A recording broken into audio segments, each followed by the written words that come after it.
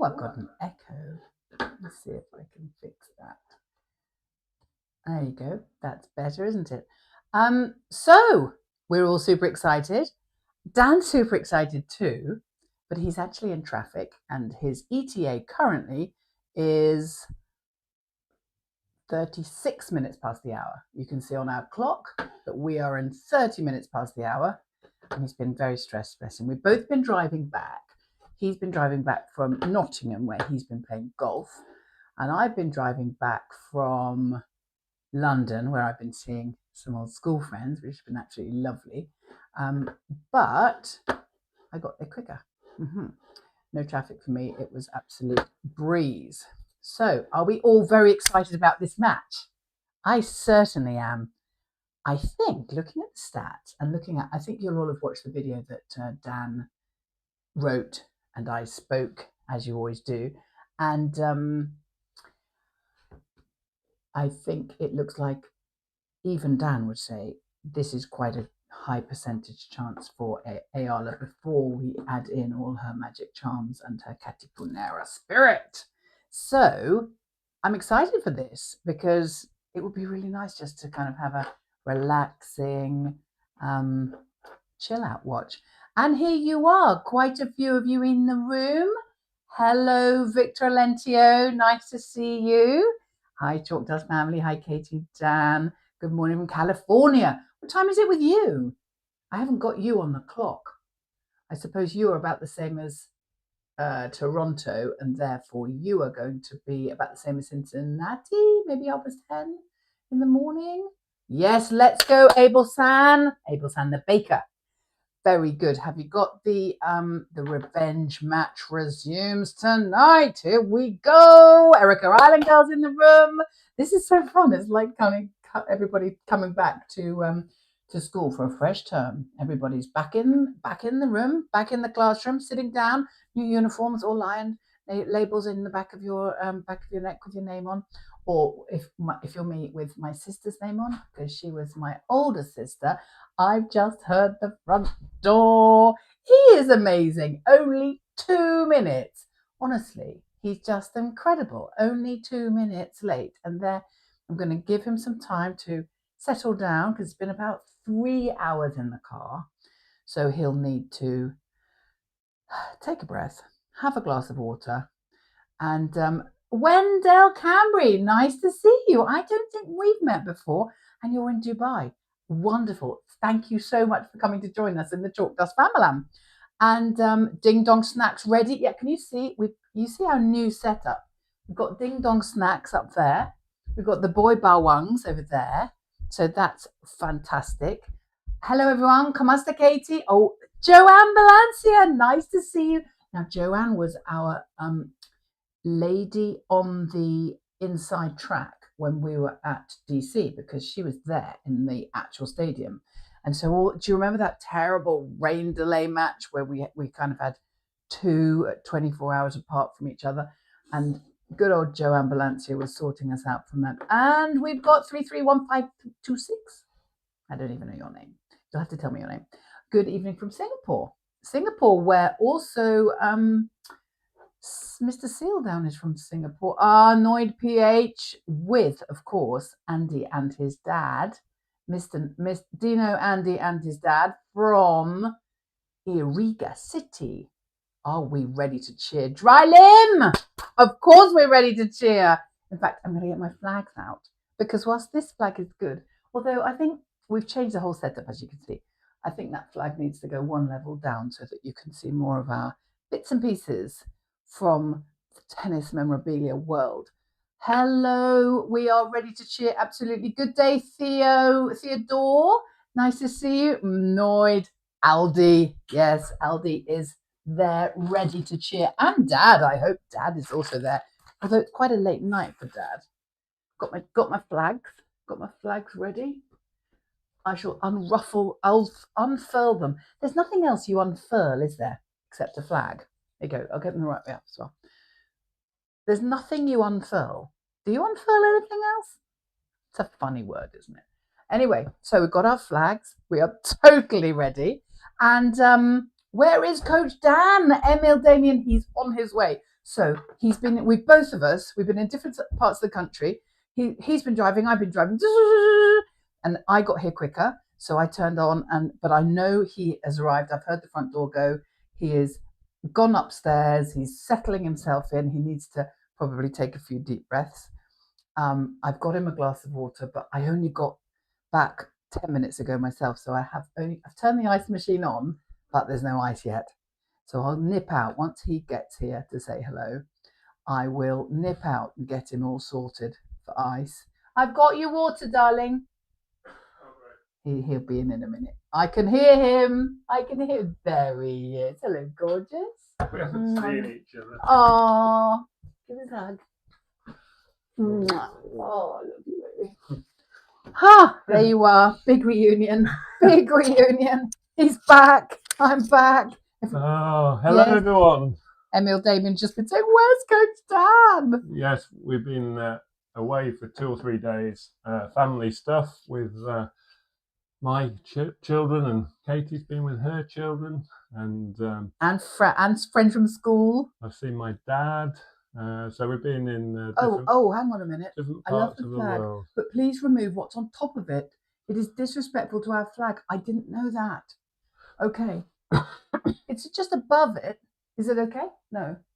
Okay. I'll make sure that it's there isn't anything actually on top of it. It's beyond it, isn't it? Is it? Yeah, it's beyond it. Is it the? Okay, I'll take him away. Is he okay? Okay, look, tell me if I really don't mean to have any cultural. We've just put it up. I don't think there's anything on top of it. But tell me if it's okay. Tell me if it's offensive. I do not want to upset anybody. And I like to be taught the cultural nuances, which we might not be taught.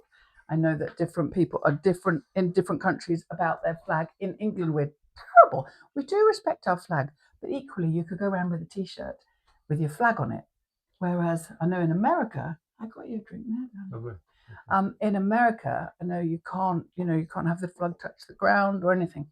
So happy to obviously understand it's okay. Miriam Henry says it's okay. Good. Thank you, Miriam Henry. Have we all been doing our channel prayer? First channel prayer is obviously injury-free tennis for everybody. And then with please can we have Alex win? I feel like when I'm talking into the camera, you're not seeing me. Hello. And you see me, but it's not like eyes. I feel like these guys are my people. I want to talk to them. Thank you for telling me about the flag. It's just hanging. Nothing wrong with it. Okay, good. Thank you. Appreciate that. And feels like a reunion. I mean, Dan and I have just met up again, first time since you left on Thursday morning, very early, didn't you? And obviously with Alex not being here, we did a couple of videos, but just to keep you all up to date with everything. But yeah, it feels like everybody's back to tennis again now. Alex is coming back, and I don't know. I've just been telling them, honey, that I think even you would say she's going to win. And you know what Dan's like about being absolutely straight down the line. This is what's going to happen. I'm not going to say the last photo. Which photo? Did you send me another one? Live rankings. Yes. Live. So rankings. Yes, I've got my breath back. Hello everyone. Welcome to Cincinnati. What that one? WTA 1000 back to back, following Toronto.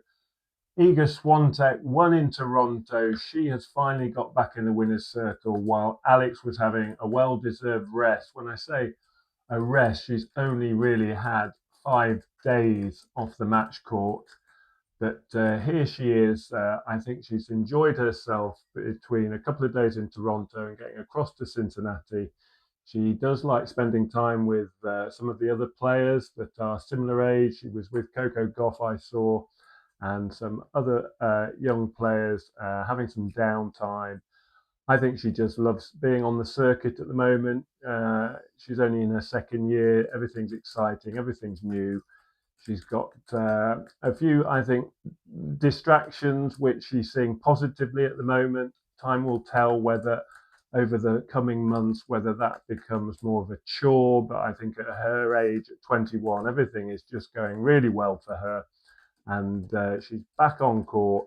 And this is going to be a tough match in respect of Elena Gabriela Ruse, known as Gabby on tour, isn't she? Uses her middle name much more. And Ruse is a very solid professional, but Alex is now inside the top 20. So some Do you of want me you to put you up the will be rankings? aware since Monday's sort of updates, points on and off various players. Jasmine Paolini's points off from her run in Cincinnati last year. Alex is provisionally up to 18th spot. Can we show that, Katie? Yeah, of course. And there's several reasons for that. Paolini being the big change because her points have come off and she's dropped down to 20th, bumping Alex up. And Alexandrova has also dropped some points that she gained from last year. So Alex has jumped 2 spots up, but basically there's a bit of shuffling around of the points because Alex didn't play Cincinnati last year. So this kind of week or so leading up to Cincinnati, some of the rankings have her with her Linz points on just in this interim period. But once Cincinnati starts, the Linz points come off.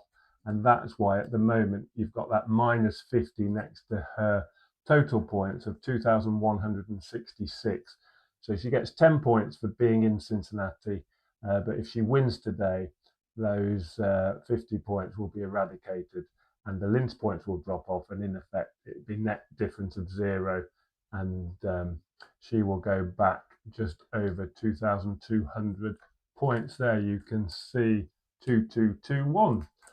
If you were to win in Cincinnati, and anything's possible, Alex dares to dream, as we all do, over 3,000 points there in the end column.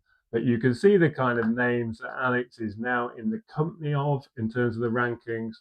But some other tennis people have been talking about what's the next target for Alex. And obviously, if you can get inside the top 16 seeds, that makes your life a bit easier because you will only play someone ranked below you in the first round you meet a seed. So the next event would be the US Open.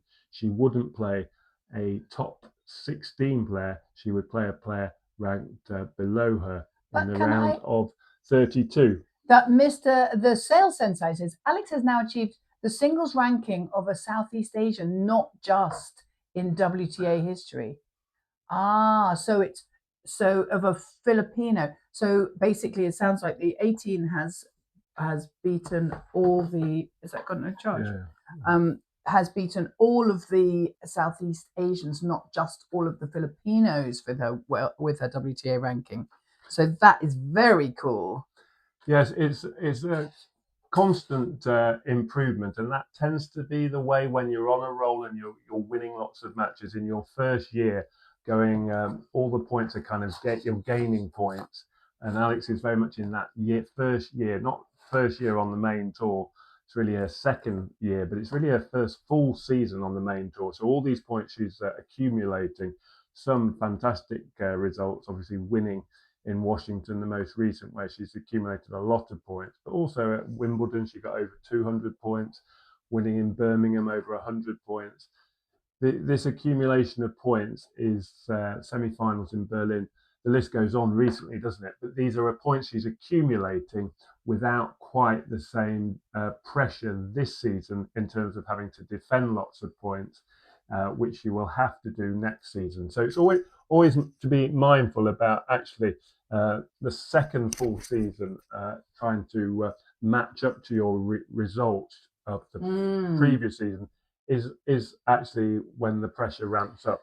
Jack Rhodes, mini-me, he's in the room and he's on the chat, and he's saying that Alex is now in with the serious players, top 16 incoming. I like that about mini-me. He is more optimistic and positive in life, like I am. Okay, I got back safely, Jack. He can see that. He can. So that's great. That's in the bank, though. Those points are in the bank. all the points she's going to add over the next 2 or 3 months before the end of the season, at the end of October, is all going to accumulate, and it's better to have them in the bank than not at all in terms of those points. Alex is just trending, to use a young reference, trending in the right direction. You and your young references. And continues to do so. But today, as I said, Ruse is a strong, worthy opponent. I wouldn't take too much notice of how easily she beat Magdalena. The net, 34 years of age. It was a good victory by Ruse, but the scoreline, don't worry too much about that dominant victory. The bottom line is Ruse's first serve landed only 45% of the time, just over 45% of the time. And that is the stat that if you're in Ruse's camp, which I know most of us aren't, but just being fair to both players, Ruse would have to up that first serve percentage. Magdalena was very wasteful on returns, and Alex will not be. So if Ruse is only getting 1 in 2 first serves, and it's not as powerful as some of the opponents she's played in recent weeks, Alex will be all over her service games and returning very consistently, and that will put intense pressure on Ruse, and it will be a consistent, constant pressure throughout the match, and that will be key. And Alex, I'm just confident now in her return game. And have you heard, she's on Stadium 3. I think we might find that we've got the same issue we had at Australian Open, where they kind of misscheduled her. I bet Emil Damien has got something clever to say about this. What do you think, Emil Damien or Dry Limb? What do you think? Because she sounds like she's on a court which is going to be just like they need this big and they've got this big. And they must have known. I mean, you can't do that by mistake in this scheduling. That we were just a different topic Katie's brought up there. But what a contrast! Toronto and Cincinnati. Can't be that many air miles between those two locations. But the Canadians absolutely loved Alex. They did. The adobo chicken on the menu. Put her on the stadium centre court, the biggest court, prime time slot. Every match was the evening slot. Yeah. Contrast that with Cincinnati. We were gobsmacked, quite frankly, that she was on the third court, not the big stadium court, not the grandstand second biggest court, but the third court, and at 11 a.m. So it's 11 a.m. in Cincinnati, the first match on, and that is not just a complete contrast in terms of scheduling to how Toronto viewed Alex Eala. It's like stabbing themselves in the foot with a pin. It varies from venue to venue, geographically across the world. We saw it in Europe as well. Some events schedule her understanding the Alex Eala express train and all her support and fans and what she's doing for the game. And other events, it's almost like there's a bit of envy, and they're like, "No, we'll show the young person. She's got to earn her stripes in terms of become more experienced on tour." So you wonder if the other players have had a bit of a voice in that. Maybe some of the other players are saying, "Actually, no, I don't want to," because if she wasn't playing on court 3, somebody else would have to play on court 3. So maybe there's the other players, and they're using a bit of their pulling power. What do we think? NBO. Here we go. Noid PH says, NBO produced a wonderful post-tournament video with a lengthy segment on Alex. Exactly. Toronto was great. It is a different country as well. Obviously, that. We all know that. I mean, if you're being totally fair to Cincinnati, it's obviously the opening couple of rounds. At this point in the week, they've had a lot of rain over the qualifying days and into round 1. But there are a lot of Americans still in the draw, and a lot of home countries, I think Sophia Kenin is on the show court tonight, and they prioritised the Americans. So I don't think it's anything to do with actually being unkind to Alex. I think it's basically just they're being pro-Americans. Anyone who's just joined us in the room, obviously, as anyone who's been in the room before, Chalkdust's prayer is for injury-free tennis for both players and a win for Alex. So please carry on with your whilst we're waiting. I think we're 11 minutes off, about 11 minutes off the players coming on court. So keep up with your tennis, injury-free prayer, the Chalkdusters prayer for Alex. That's one of the things that we do for her in our completely biased commentary. Although I'm more biased than you, aren't I, really? You're quite biased too. We just love her, you can't help it. Yes, I mean, talking a bit more about the match that's coming up, mentioned Ruse's first serve percentage in her last match, mentioned Alex's great returns, which we're all used to. It's the first shot that the player plays if they're receiving. So this is her first shot that Alex plays when Ruse is serving, and Alex against all the opponents, and there's countless of opponents that Alex has beaten in the last few weeks. But she's been exceptional at sustaining the pressure, hardly missing a return. It gives the server very little breathing space. The other side of the coin is because in singles you alternate between serve and return. So both players have to return 50% of the match. So Alex has that same question to answer for herself on serve. And if you look at Alex's success, one of the key foundations is her first serve percentage has been well over 60% in the vast majority of these recent wins. She's had a couple of matches where it's dipped below 60%, much nearer the sort of mid 50%, and that puts pressure on her, and that's when she starts to concede her service game. The opponent, the returner, breaks her serve. And so Alex will be looking for that. 2 in 3. That's my kind of first target for Alex. Can she get her first serve into court, into the service box, 2 out of 3 times, which is 66.6%. Obviously, that is the kind of standard that if Alex does that, coupled with a great return game, she is normally winning matches unless it's a very high-ranked player. And Ruse has basically been ranked between 50 and 100 for the vast majority of her career, as high as 51, but no higher, and currently in the 70s. Question. So Jack Rhodes Minimi says scheduling is due to sponsors as well. Alex has a relationship with the Toronto sponsor. I think that came across, didn't it? I didn't know that, but that came across.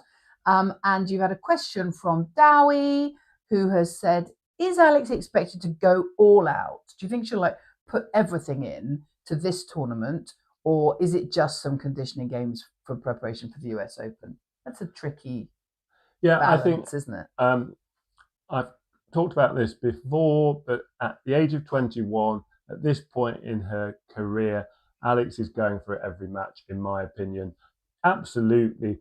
Once she's become more experienced, it kind of becomes Groundhog Day, and the US Open is like a 7th, 6th, 7th, 8th US Open she's about to play, and she's sort of mid-20s or a bit older, then absolutely, in her peak years, she'll start to focus and try and peak for the Grand Slams. But at the moment, she's just trying to do her best and succeed at every event, win every match she's on court with, because it's too early in her career to start prioritizing. You never know what's round the corner in any aspect of life. But I think for a professional young tennis player, get the wins in the bank. And when you're in good form and you're confident and you've got that winning momentum, I suppose that is the specific I'm talking about. You don't know how long it's going to last. And so,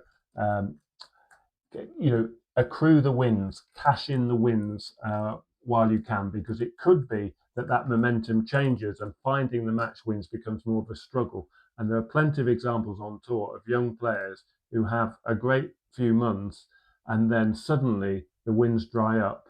And so you have to be careful. You have to manage that. And I think Alex is just going to be loving life on court. And I expect her to win today.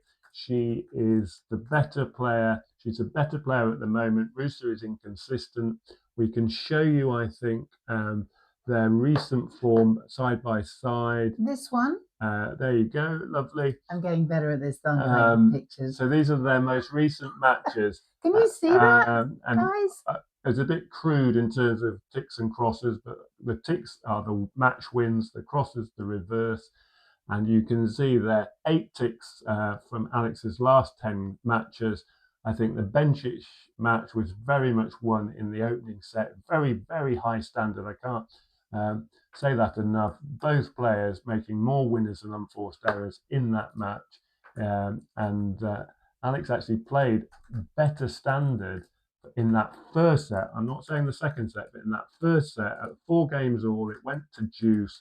The first set was very much on a knife edge, and Alex played very high quality, better than the standard against McNally in that opening set against Bencic. Now, Bencic played unbelievably well and won that match clearly, and Alex faded because she was tired and she'd had all these wins under her belt. I think actually that kind of was a good thing to happen in that event, so she wasn't carrying the pressure of when will the winning run end into this event. So I'm quite happy. You can see Alex's only other previous defeat was at Wimbledon, right down there at the bottom.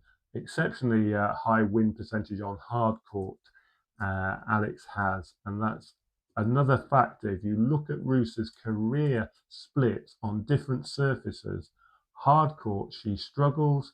That is not a great surface for Ruse. She got absolutely sort of smashed off the court by Potapova, who's quite an erratic player.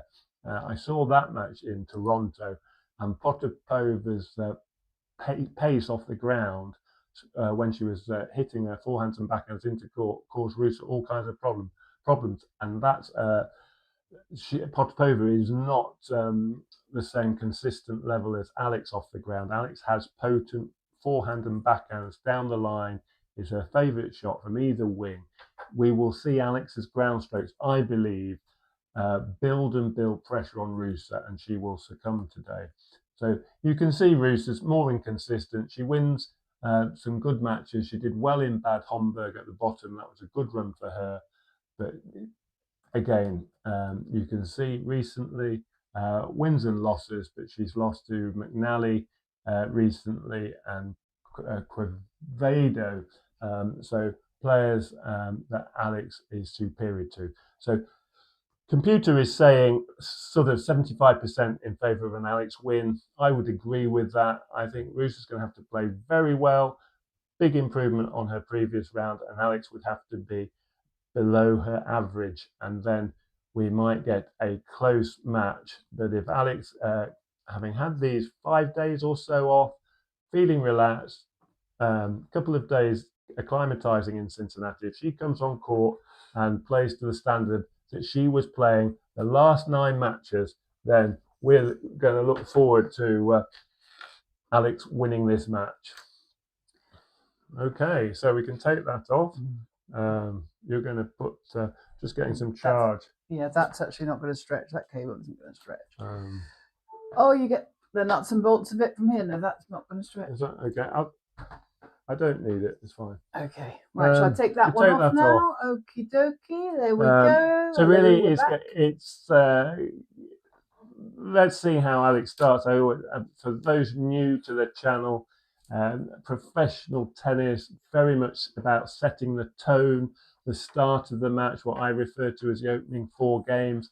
Alex stamp her authority in the opening set, try to get the early break where she wins one of Ruse's first 2 service games and get 3-1 ahead in those opening 4 games. That's the kind of starts that Alex has been much better at in the last 10 matches, and it will set the tone for the match, and that's what I'm hoping for, and really keep Ruse down thereafter. Okay, fun fact. Emil Damian is great for a fun fact.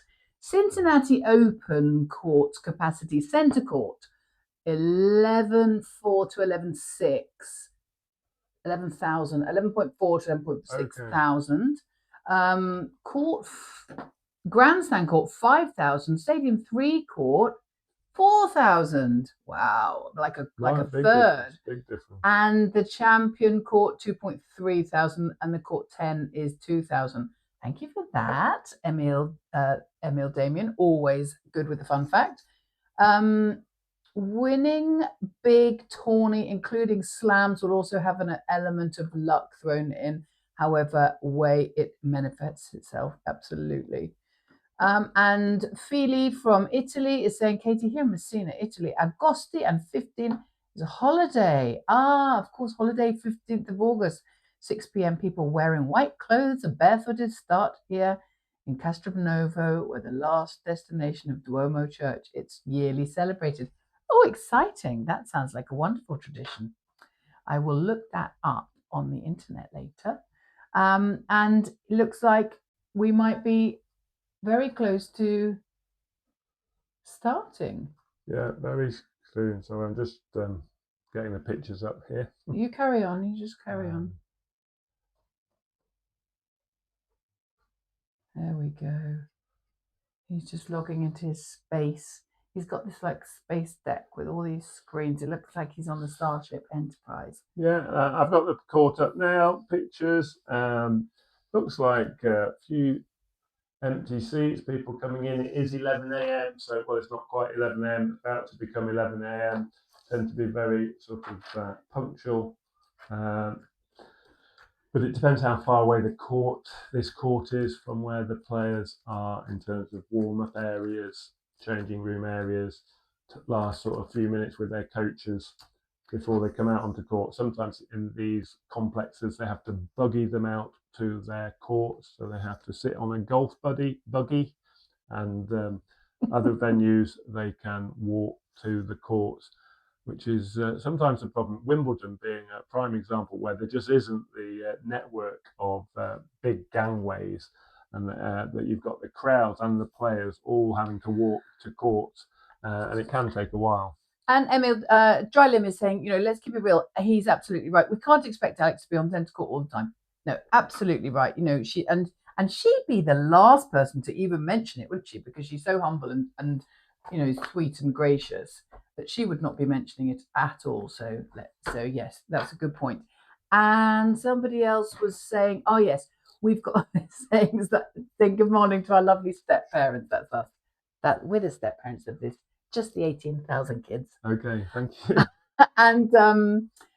and that Eala and Sonmez are playing at the same time. And I think Drylim had said to me there's somebody else playing too. So there's quite a few people. I'll try and keep an eye on everybody's matches, and I'm sure you will be as well. Thank you for the jewels. That's very, just as she says, as she takes her own jewels off because they make too much racket on the desk.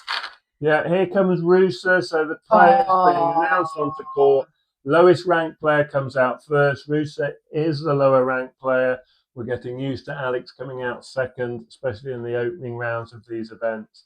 I'm going to go get some ice. She's a very respected and highly thought of player, Ruse. So she's a nice player to play, even though both players obviously both want to win. There'll be no friction between these two players. Alex looking very calm as she comes out onto court. I like Katie to talk about the outfit, but it's the same outfit that she was wearing and finishing up in Toronto in her last couple of matches.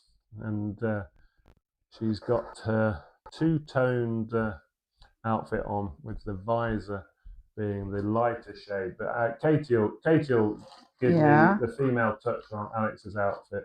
Oh, let's have a look. Yes, it's the beautiful. It's the same one as she was wearing in Toronto. I call it aubergine and pink because do you remember she matched the umpire's chair in Toronto, but the umpire's chair is white now. I think there's quite an age gap between these two. I think obviously we all know Eala is 21, but about 7 years. Ruse is 28, I believe. Okay. We have a new member. Hello, Marianito. Welcome to the Chalkdust membership. Thank you very much for having faith in us to add something to your life. I never watch any videos than this because I'm loyal to Alex and to both of you as well. Oh, Atencio, Elma. That's very, very kind of you. Isn't that sweet? That is, yes. What do you want? We'll put the scoreboard up. Scoreboard's going up. But they're just doing the coin toss. And there it is. There seems to be a couple of younger well, their children being sort of taking main stage at the net. Sometimes they have adult invited guests, but two children are going to do the coin toss. And we'll see which way the umpire. And Alex has won the toss, and she says, "I'm serving." And Ruse will decide which end she will have. So again, not really talked about the coin toss. I'm sure many of you are aware. The player that wins the coin toss has choice, and they can choose to receive or serve. And the opponent then basically gets choice of ends. You can't say, I want to serve from this end or I want to serve from that end. You can only say that you want to serve first. And that's what Alex tends to do. And that's what then the other person chooses which end? They can do, yeah. They've got that opportunity. They just say, I'll stay here, or they'll say, we'll swap. Okay. But looks like they've happy at the end that they have come out for the warm-up. I love it. Mini Mate has got his... he's got his Tagalog going. Well done, Jack. He's saying, Katipunera, let's go. Absolutely. Yes, and they've actually squashed that let's go Alex to Lex go, haven't they? I find it harder to say. But I don't think it's let's go. Good. I can see it when you write it, but for me it's let's go. Also, for me it's Laban. Laban lang. That's my Alex phrase. But I find let's go is difficult to say. Not stadium. No, Naxete. Court number 3. Thank you very much. Here we are. I mean, if you're being, we've watched Alex most of the year since February. So have they. And we're all together in this. I would say her physical conditioning, you can start to see the benefits of that. I think she looks much more athletic. I mean, much more, maybe that's overemphasizing it, but you can see that she's making progress and her athleticism is evident, and that's kind of supported by how well she's been moving. If you went back to the clay, which is obviously a difficult surface for a lot of players, and it's certainly Alex's least preferred surface, her movement on clay, other reasons as well, that she wasn't moving as well on clay back in the spring as she is now, and she's moving very well, and she's getting to a lot of drop shots. It won't be a shot played a lot on this firm, hard court, fast conditions, warm air. But Ruse does play the drop shot more than Alex, and you can watch out for that. She tends to play let go of one hand on the backhand, and she'll play cutting under the ball a slice drop shot occasionally. And some players, we saw it with McNally. Some players, when they play Alex Eala, are being coached, advised from their coaching team to try and bring her into the net, try to expose her in the forecourt because she's so strong at the back of the court. It kind of makes sense, but only if you do that tactic sparingly. So trying to bring Alex into the net because it's really difficult to, a bit like a goalkeeper trying to save a penalty. There's a lot of space either side you and over you, and that's why players tend to not come to the net very much, except when they're the aggressor and attacking and forcing their opponent into the wide areas deep behind the baseline. Then they'll come to the net to finish the point off and look for an easy volley. But generally, they don't come to the net midpoint when the opponent is on the baseline or inside the baseline, because it's too easy for them with the modern day rackets and how they play to pass the player at the net. So Ruse might try and bring Alex into the net, but Alex doesn't mind coming to the net and volleying on her terms.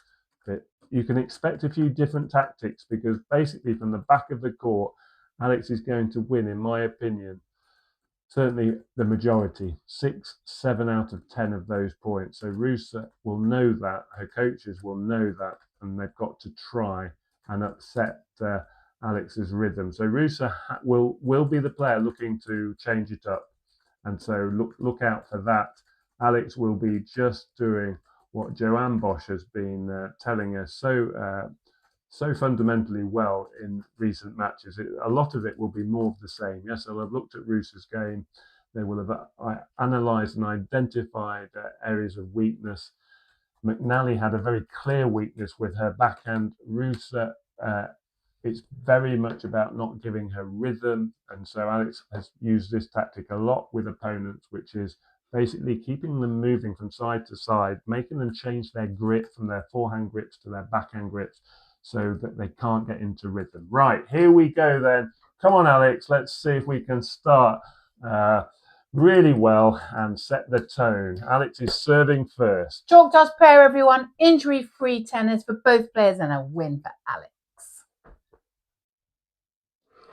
Okay, I think we're pretty confident. We've got so far 96% of the crowd think that she's going to win in 2 sets. Okay, Alex serving from the near end. First serve is good down the middle. Ruse with the backhand return deep. Alex goes down the line to the forehand.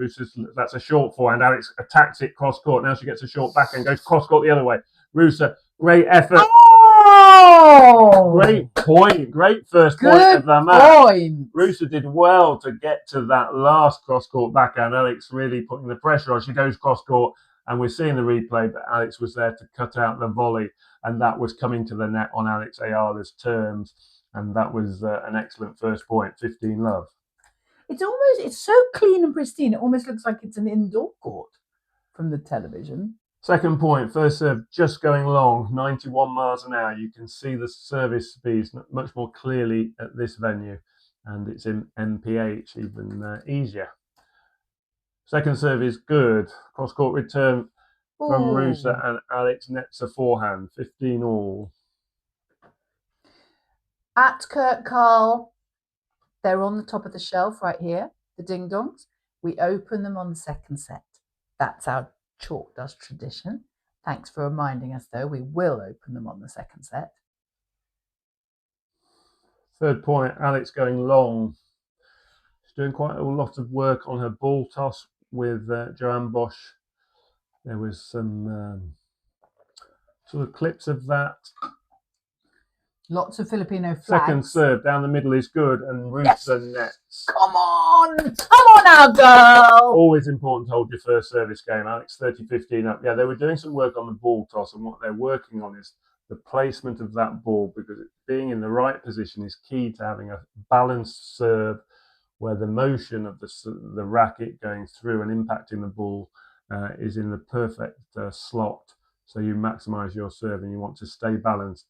Good first serve now, but Ruse is onto that, and that's the best shot she's played so far in the match. Down the line winner, 30 all. Well, it's the fourth point, though. Not going for accuracy with that first serve, not pace, and it was just a little bit narrow, not getting the width on that, pulling Ruse wide. The spectators I can see are Filipino. 30 all, first serve is good. Alex goes deep to Ruse's forehand. Now she'll go cross court with a clean winner. Oh, that was brutal win. And that was Alex's best backhand. Look at that. Of this first game. A couple of Canadians in the middle going, what's going on?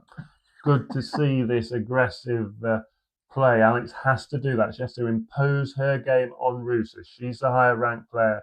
She needs to show. She wouldn't show any fear, but you have to show confidence, and that's the best way to show confidence with that kind of shot. 40-30, first serve going long. I think Alex will keep you awake, Mark Rivera. It's going to be too exciting to go to sleep now. Second serve is good. Ruse with a backhand cross court. Alex goes back to the backhand, and Ruse goes back down the middle. Alex goes down the middle. Ooh, and Ruse's attacking catch the line. Forehand is good. Both players going for it. Any short ball. So if the ball lands near the service line, that horizontal line through the middle of the court, or just over, that's short. That's too short. And then it gives the opponent the option. Do they want to have the risk and reward of going for an aggressive down the line shot? And Ruse took it on and made it. Juice, important game now. That's a better first serve from Alex. Good serve. Good return though from Ruse. Good length from Alex. Both players hitting down the middle of the court. Alex going cross court into the net. Just in the net. And this brings up Ruse's first break point. And it's okay. Alex likes to come back from behind. And so this time, this is just Ampalaya juice. Well, it's Get advantage. drinking, kids. Advantage Ruse and Exactly. Alex has to find a good first serve here. Will she go down the middle, down the tee? No, she tries the body. Out. It's only because she's brave and courageous. It's part of being a Catipunera. Second serve.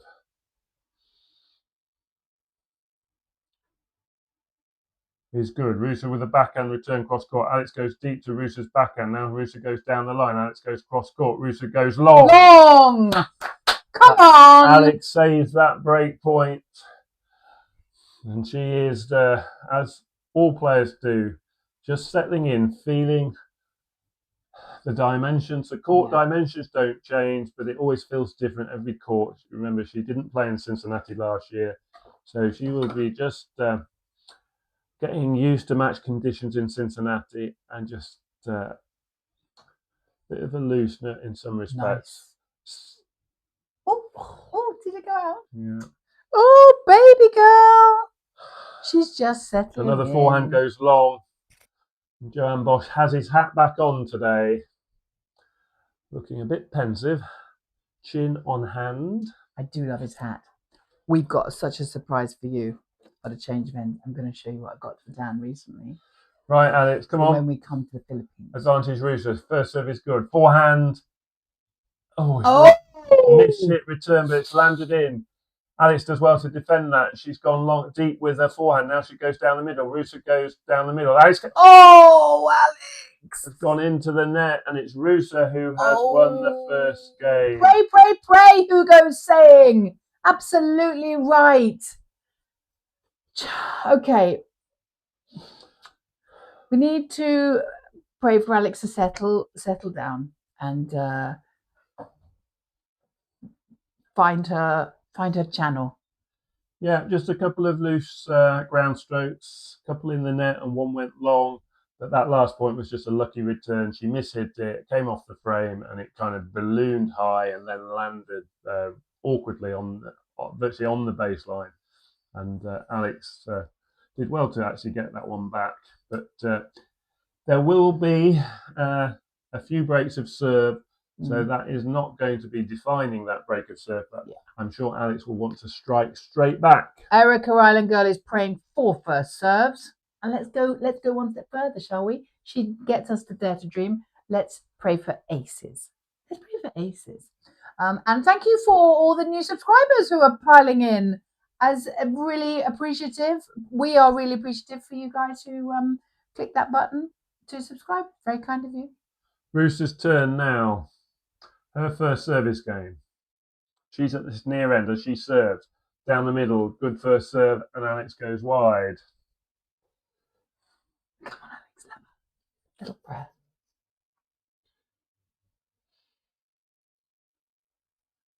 Okay.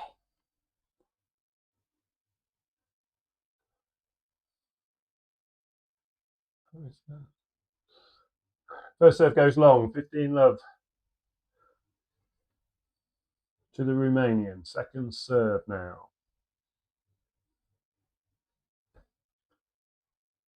Is good.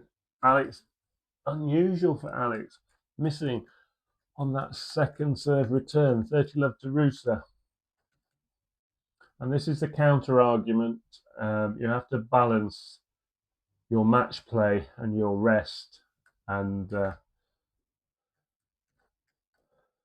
sometimes a run of matches helps you get into that was a great stroke, one. Just like that. First serve cross met with Alex's backhand cross court, and it was a perfectly executed return right across into the corner of the service box area, and far too good an angle for Ruse, who couldn't even get her racket to the ball. 30-15.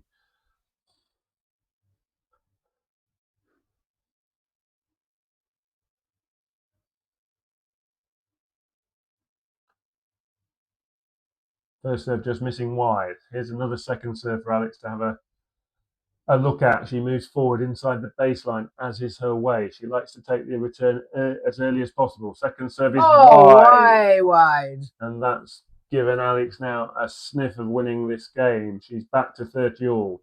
I think it's more than a sniff. Something like just over 3% aces, Ruse, but nearly double that, 7.1% double fault.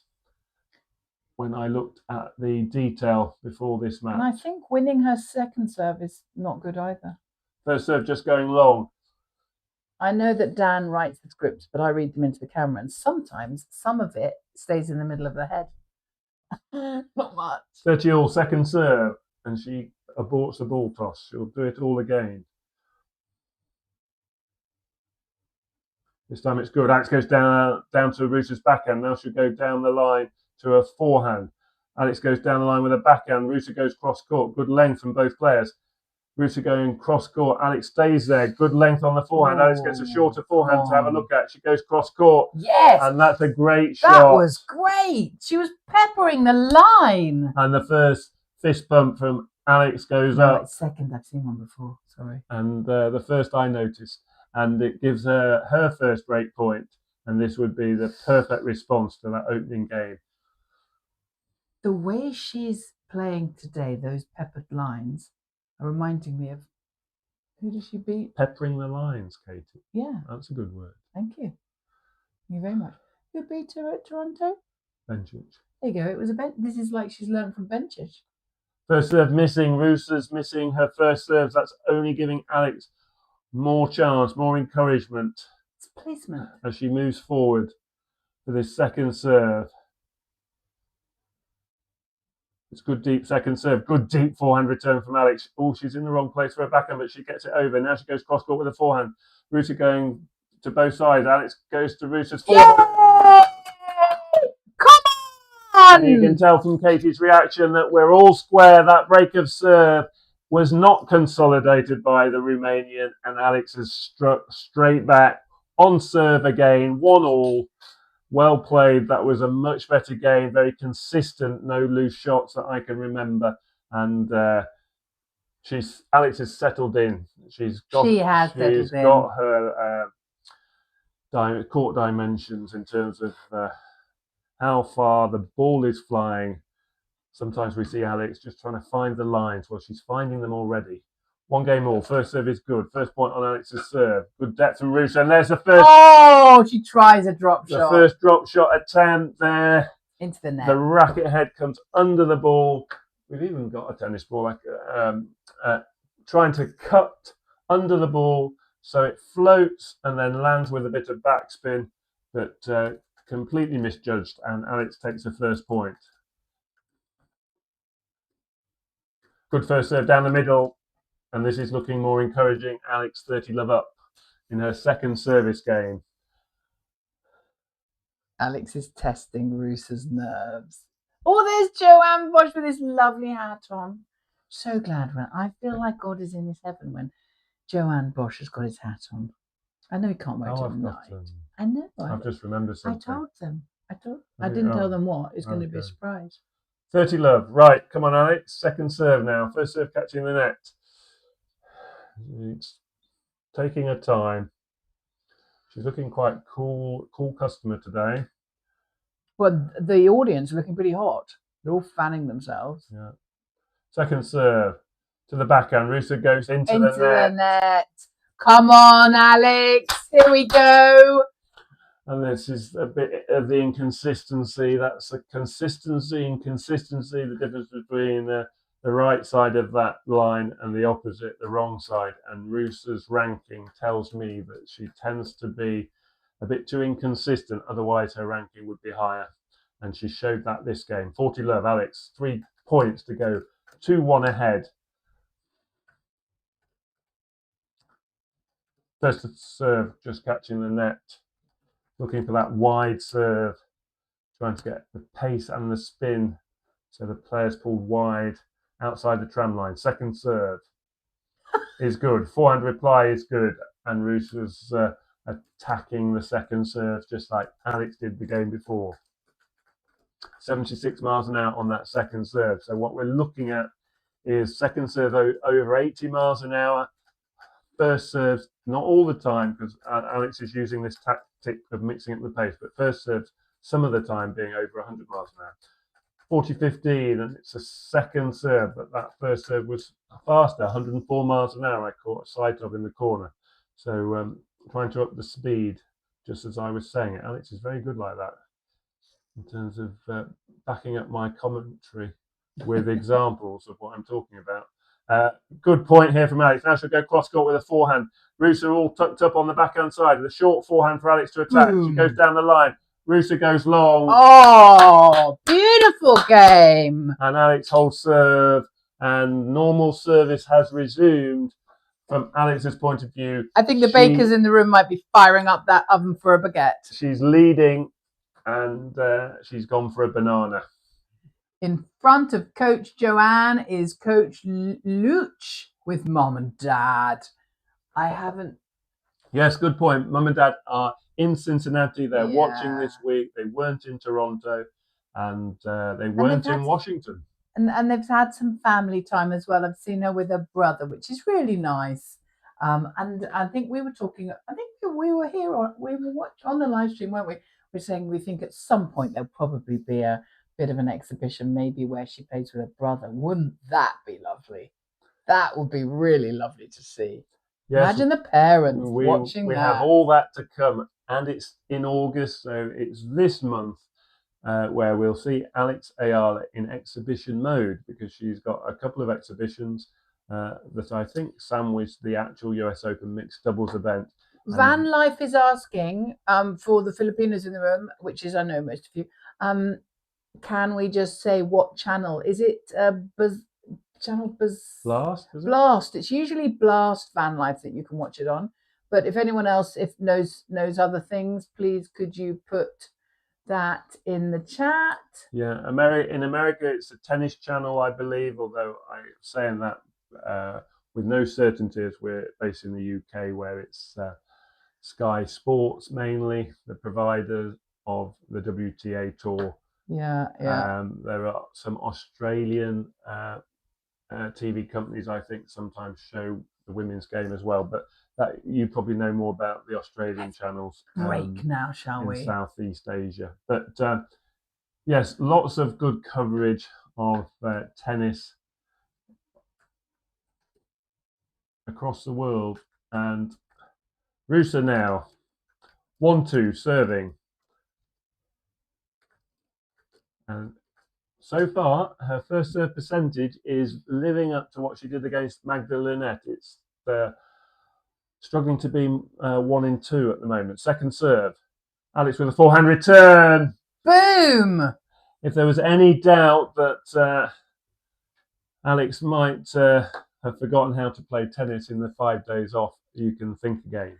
Thank you, Abel San, one of our bakers. She's that return shows me Blast TV. She's hitting the ball as well as ever, and as well as she's been doing since the return from the long break in July, 3 weeks off between Wimbledon and Washington. So yes, it is Blast TV. And then Varley says, I'm watching it on the tennis channel, but I watch you both. Sorry, there's been a delay because I've just seen a spectator actually being lifted. I saw the feet appear. Like this. The feet they keeled over in the heat. It's 84. Someone said it's 84 degrees there. Someone's having to be helped in the crowd, and it seemed a bit. Oh, bless her. Well, a bit dramatic, that intervention, but we're not obviously seeing. I hope they don't film it. It's not very. But the players are being asked just to wait, and yes. Well, there's a Filipino crowd, and they're always very medically aware and very well trained medical people. I think that's what I understand. The Filipinos are very often great nurses and doctors. So I don't have my ding dogs now, because the last time I had them all, we lost. Oh, GE Media. No, we always have our ding dongs in the second set. She has to lose sometimes, but she usually wins when we eat our ding dongs, because we have given them to her. I'll show you the photograph. For the fun of it, let me show you the photograph of, there you go. When we gave Alex the ding dongs, that was in Birmingham, when we went and we waited on the day she was practicing. And And then she took them to play a game that the LTA with Janice Chen. There you are. You see them in the middle. She was asked to take something. Is she back on court? We're playing again? Yeah. Okay. All sorted. So, Okay, as the umpire just said, the situation is under control. We'll show you that clip later. Yes. Right. Love 15 to remind you of the score. Ruse, second point, serving from the far end. Alex, a great return to start this game. First serve long again. And Ruse had a couple of moments with her coaching team before this point in that break. And I think they might have said, get your first serve in. Anyway, that's why you need your first serve, Gabby Ruse, because otherwise Alex is going to be all over it. Forehand down the line winner, 2 in a row. And this is why Alex Eala is rising up the rankings. This particular shot, the return shot, is exceptional. She's a pro. It's definitely one of the best in the game if you're talking about just the last 6 weeks. And Ruse's double fault under pressure, and the double fault is evidence of that. Love 40, 3 break points. And I don't think she's thinking clearly, because sometimes it's quite good when you're under pressure, just take a bit more time. But the opposite can happen where you just kind of rush. Alex, love 40. She goes down the line with a forehand. Ruse goes cross court with a forehand. Now Alex goes cross court with a backhand. And Ruse just misses, I believe.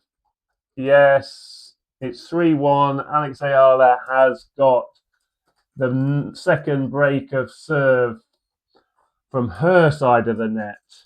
She's cancelled out the first break that Ruse got in terms of the match, and now she's doubled up to take a 3-1 lead. And there, in terms of that first objective of getting ahead, those first 4 opening games, yet again, Alex Eala does what Coach Dan asked for, and she's won them. She's 3-1 ahead and now serving. Sildan is saying she's not scared to receive serve. She is not scared, is she? She's not scared to do anything. She's the most courageous player. I love her bravery. So I don't worry if her first serve is out, because just because she's so brave, she tries the she goes for it. There you go. Look at that. Fearless. Now she comes to the net. Oh, that was a bit short, that approach shot, but she just tried something there, feeling confident, and why not? But that's the problem approaching the net when you're short with your approach. It's just too easy. The pros are all quite capable of passing in the big open spaces either side of you. Come on, Alex. Alex, love 15. First serve just missing. Did it? It looked very close. Got the wide spin on that first serve, but just missing the line. Second serve. Just needs to mind her work here. Consolidate this break and get this service game. Second serve is a let, so she'll do it again. Yeah, big difference between holding serve and being 4-1 up in this opening set and losing it and being just 3-2 ahead. Alex will be aware of that. Second serve is good. Good deep return from Ruse, though. Now she goes cross court, and it's Ruse's turn to find a good forehand. And that's a bit of encouragement from her.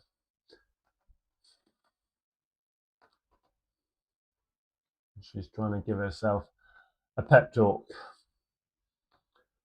But she does that from herself, doesn't she? She brings it in from her own heart, which I love. She doesn't need the player box to do that for her. Alex, love 30. Good game to win now. She takes her time.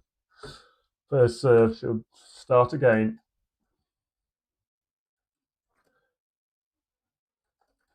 Great first serve, good return, but the open court to go in, and Ruse nets. Good length from Alex's second shot. The serve +1 is how you will hear it referred to. She backed up a good first serve there, and with a good deep forehand. Not right into the corner, but it was enough to force the mistake. That was a forced error from, in terms of Ruse's error, not an unforced error. That was a forced error. That was good length from Alex's forehand. 15-30. First serve just goes long.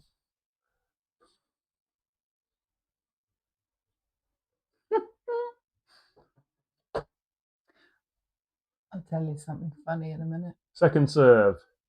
Ruse's backhand is good. Alex, good cross-court forehand. And Ruse long. And what we're seeing here, when the rally extends beyond just the first one or two shots each, Alex's ground strokes are putting Ruse under pressure more than half of the points. She is definitely winning the majority of the points.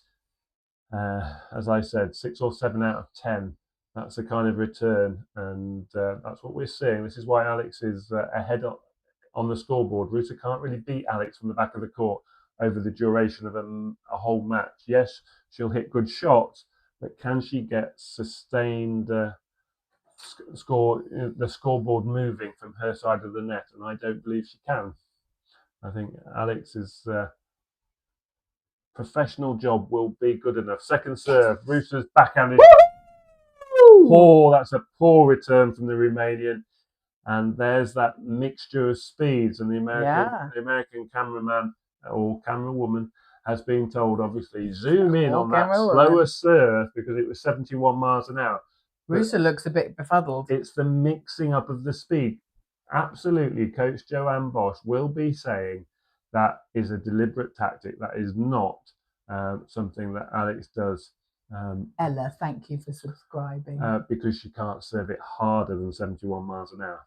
Second serve now, game point for 4-1.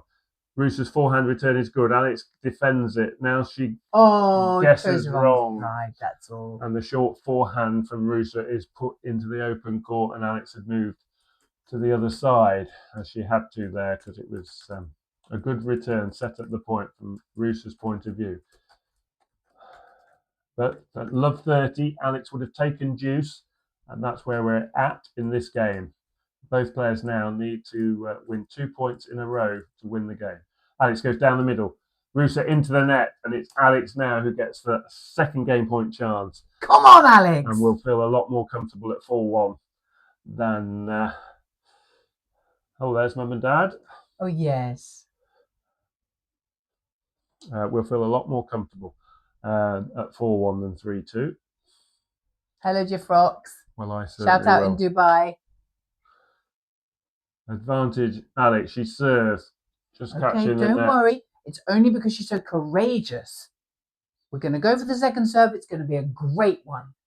I know it.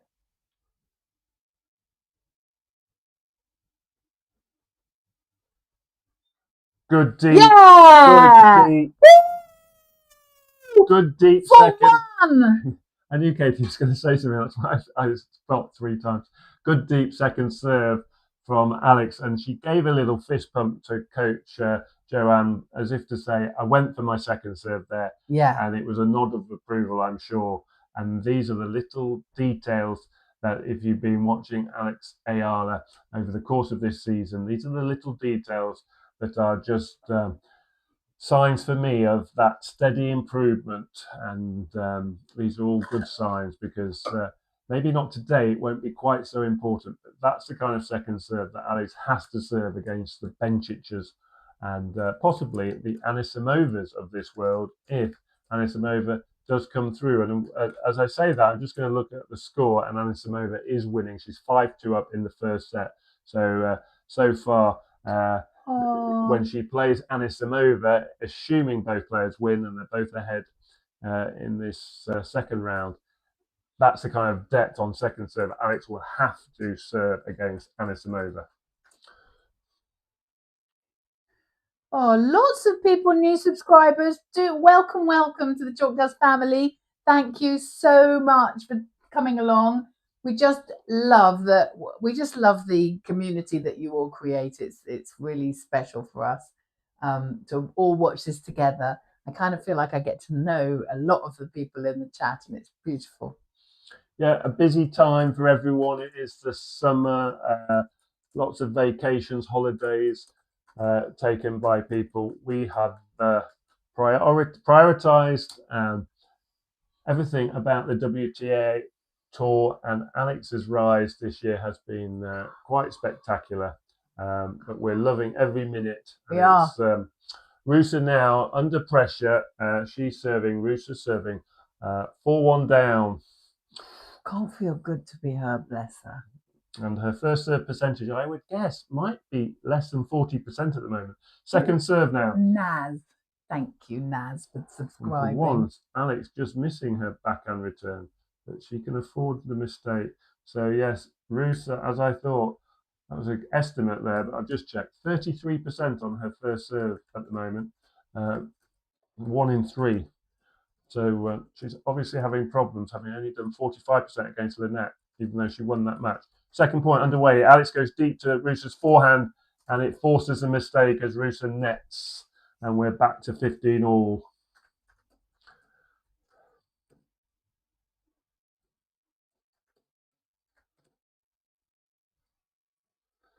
And belief is not something you can obviously see, but I kind of feel like Alex is walking around the court with that belief. I can kind of see it in her walk, in her mannerisms.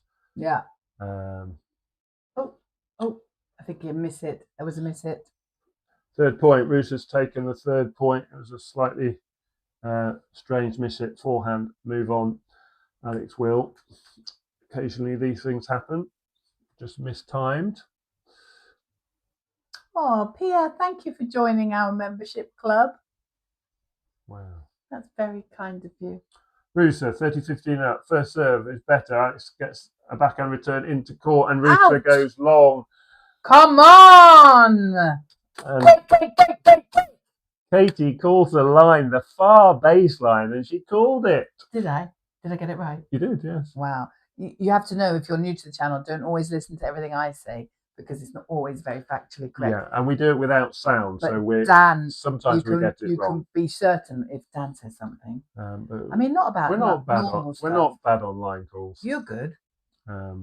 I just I get excited. I go by the players' reactions. Tennis eye. 30 all. Second serve.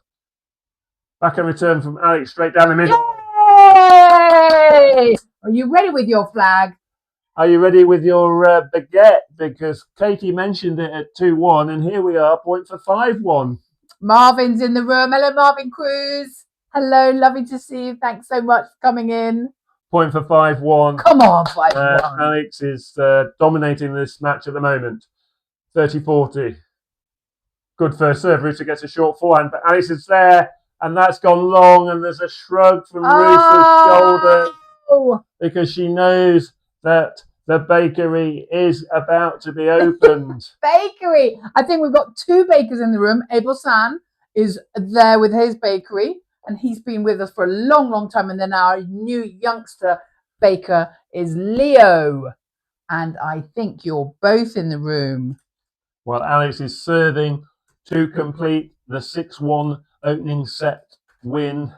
Well, Leo is in the room. Having lost that opening game, really, it's Ruse's game that's been under pressure constantly, and it's Alex's consistency that has done for her, as Alex has won 5 games in a row, and she has all the momentum. These are the tennis words you will hear repeatedly from lots of pundits and people talking about tennis and coaches, trying to get that momentum and then not letting go of it. Alex, 15-love up. Good serve to the backhand, and Ruse is making a lot of mistakes. And it's the kind of tennis she was playing against Potapova. And it's key in professional tennis. Once you've got your opponent under it, you have to keep them there.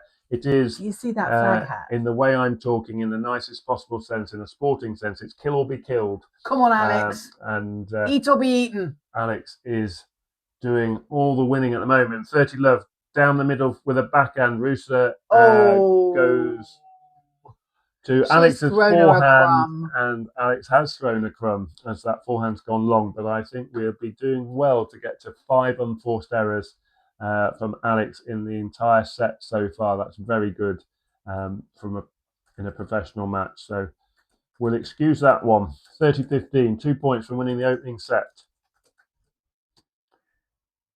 First serve down the middle is good, and Ruse has gone long, and she's disgusted. But I'm excited to put this up for the first time. There it is. The software guy who does our scoreboard has given us a few tweaks we've been asking for a little while now. And one of them is, could we have a set point? And here we are. Thank you, Connor, for the set point. We love it. Here we are then, Alex. 2 set points for the first set in Cincinnati. First serve catching the net. She's just very, very casual. Did not play in Cincinnati last year. This is outside the 4 Grand Slams. This is the biggest level of tournaments you can play, the 1,000 events. Here is Alex. Second serve. Oh, it's an attacking second serve. Now she'll go cross court with a backhand. Ruse on the run, and she's got baby. I missed.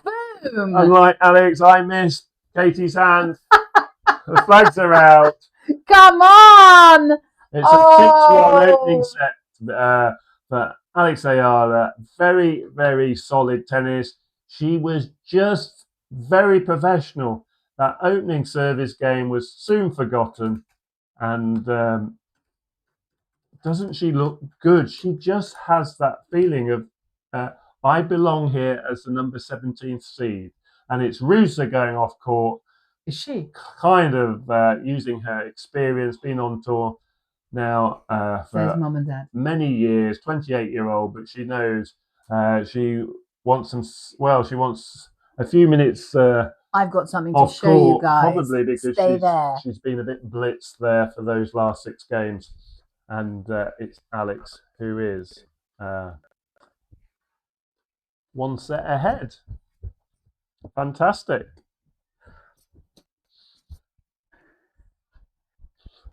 So we'll see the stats come up, I'm sure, but I expect that what I talked about before the match really was just played out in that opening set. Ruse, I didn't believe would get enough first serves in. If she was going to serve at a similar level to Lynette's match, then she would struggle, and that's the case in point. She didn't hold her serve. One, she was broken 3 times. Alex's consistency on return was too much for her, and Alex's own serve improved after the first opening game that she lost. So what do you think of this for Coach Dan? So one of my new presents. Yeah. It was my birthday earlier in August, as a lot of you kindly sent me birthday wishes. Do you think he's a Coach Joanne Bosch lookalike? Give him a 12. Give him a 12. There you go. What do you think? You like it? For the Philippines, for our trip? Yeah, it'd be more suited in the sunshine outside. You don't have to wear it inside. By the way, guys, I don't know if you're... There's nearly 1,000 of you in the room. I would absolutely love... I'm trying to set up the TikTok channel just to replicate everything we're doing.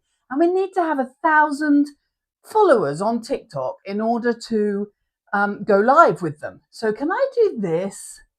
And anyone who has a TikTok channel, has a TikTok, whatever you have in TikTok, anyone like Mini-Me who's young, could you just scan it and follow us if you wouldn't mind?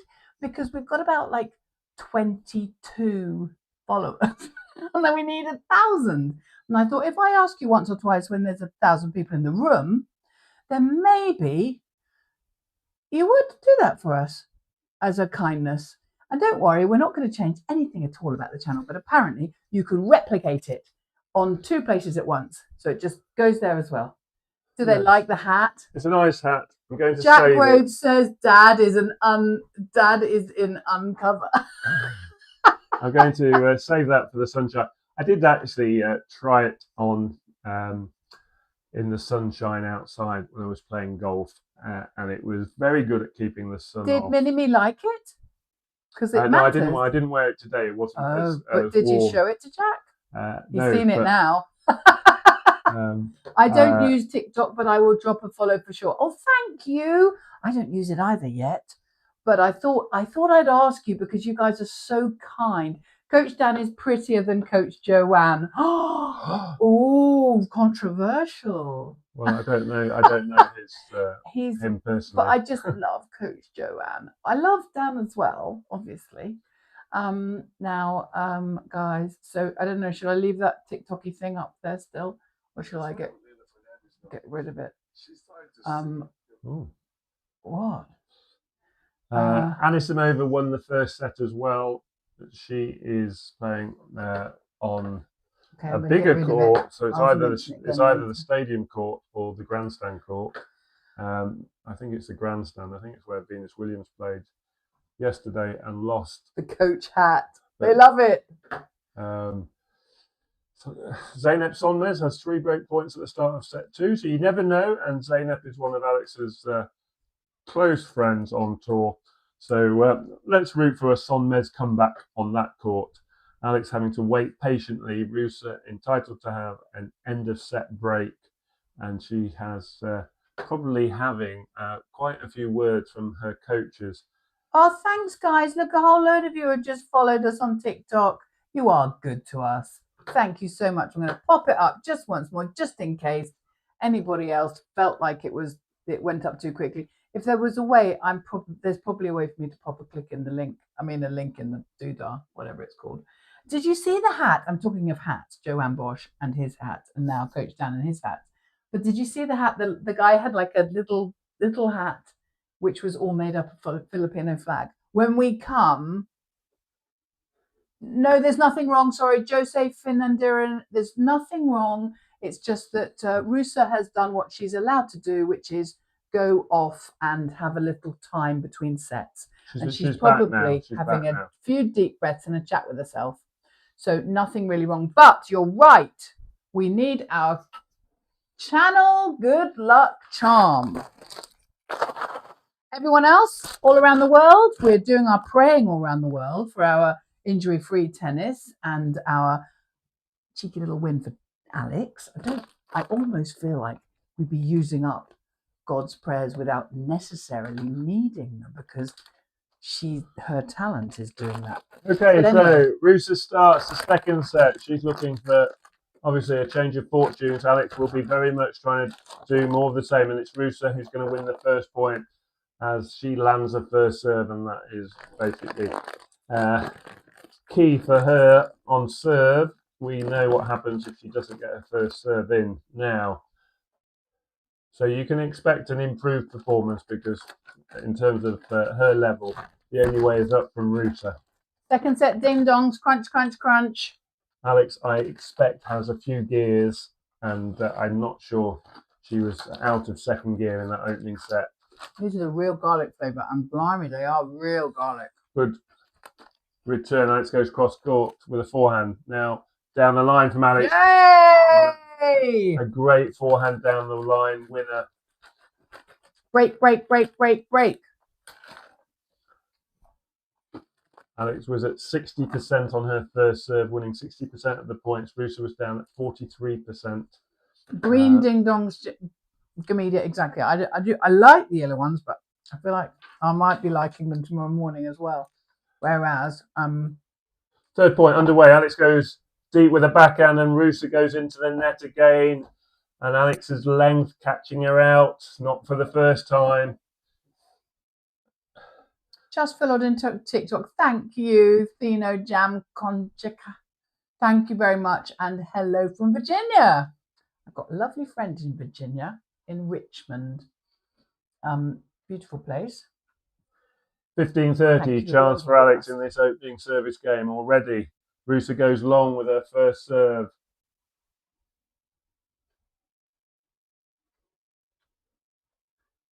Yeah, break, break, break, break, break.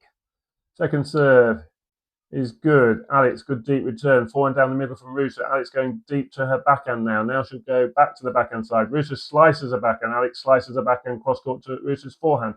Ruse goes cross court. That's a great shot. Oh, it was a great shot from the Romanian. And come along, ding dong time, everybody. We're back to 30 all. I'm going to fill up your water and get some ice for you, darling. Just trying to find the stats as they didn't show them. On this screen, but yes, Ruse really struggling on first serve in that opening set. Alex winning almost twice as many points on first serve. 30 all. Ruse going long again, another second serve, and this is a key game in terms of keeping the momentum that Alex has had these last 6 games that she's won on the trot. Second serve. Alex goes cross court with a forehand. Now she'll go cross court into the open space. And you can tell that's caught the line because the fist pump went up. And I think she had a little giggle because I'm not sure it was a clean strike, but they all count the same. Just off the bottom of the racket face. first break point of set 2 for Alex Eala. And this would be a 7th game in a row. She's starting to get a liking for a long sequence of successive games. Remember, in the Washington final against Jessica Pegula, from a set down and 4-all in the second set, Alex won the last 8 games. Here she's on a similar run now. Second serve, good return backhand down the line with a backhand now. Ruse goes wide. It's all going Alex Eala's way. She's a set and a breakup, and she's won the last 7 games. And it's just a side story for me. She won 8 games in a row in Washington. Can today she extend that sequence and make it 9 games? And it's a little bit of a quiz question. Who at Wimbledon did Alex play where she had a long run of winning games? And it was one of the opponents at Wimbledon. See if anyone can tell us that in this short changeover of ends. I'll tell you if you. Of course you will, but you'll give them a chance to write it. I'm just wanted to say thank you so much for the people who have gone and followed us on TikTok. We are WTA Chalkdust, just in case you want to do it later. We have almost doubled our subscription base already, which is really kind of you. And thanks for people who are subbing us here as well and just being here with us. That's the pleasure for us. And hopefully you're enjoying yourselves too. Bagel, bagel, bagel, bagel. Dowie is wanting. And 127 Angeli was saying it's a bit boring because they're not very long rallies. But you know, and I hear you, but equally she's really winning, and I kind of like that too. Yeah, well, the third round, if she gets through this match, will be tougher. Right, Ruse, and very much on an off day at the moment. She's missing a lot, and Alex is serving for a 2-love lead, and Ruse yet again not making Alex play. And as you have just talked about, another point is over without going beyond 2 shots, a serve and a return out. Oh, someone just said I saw Alex practicing 2 days ago, and she is prettier in person and really serious with her practice. Bless. Yes, we met her, and she is very, very pretty and a lovely person.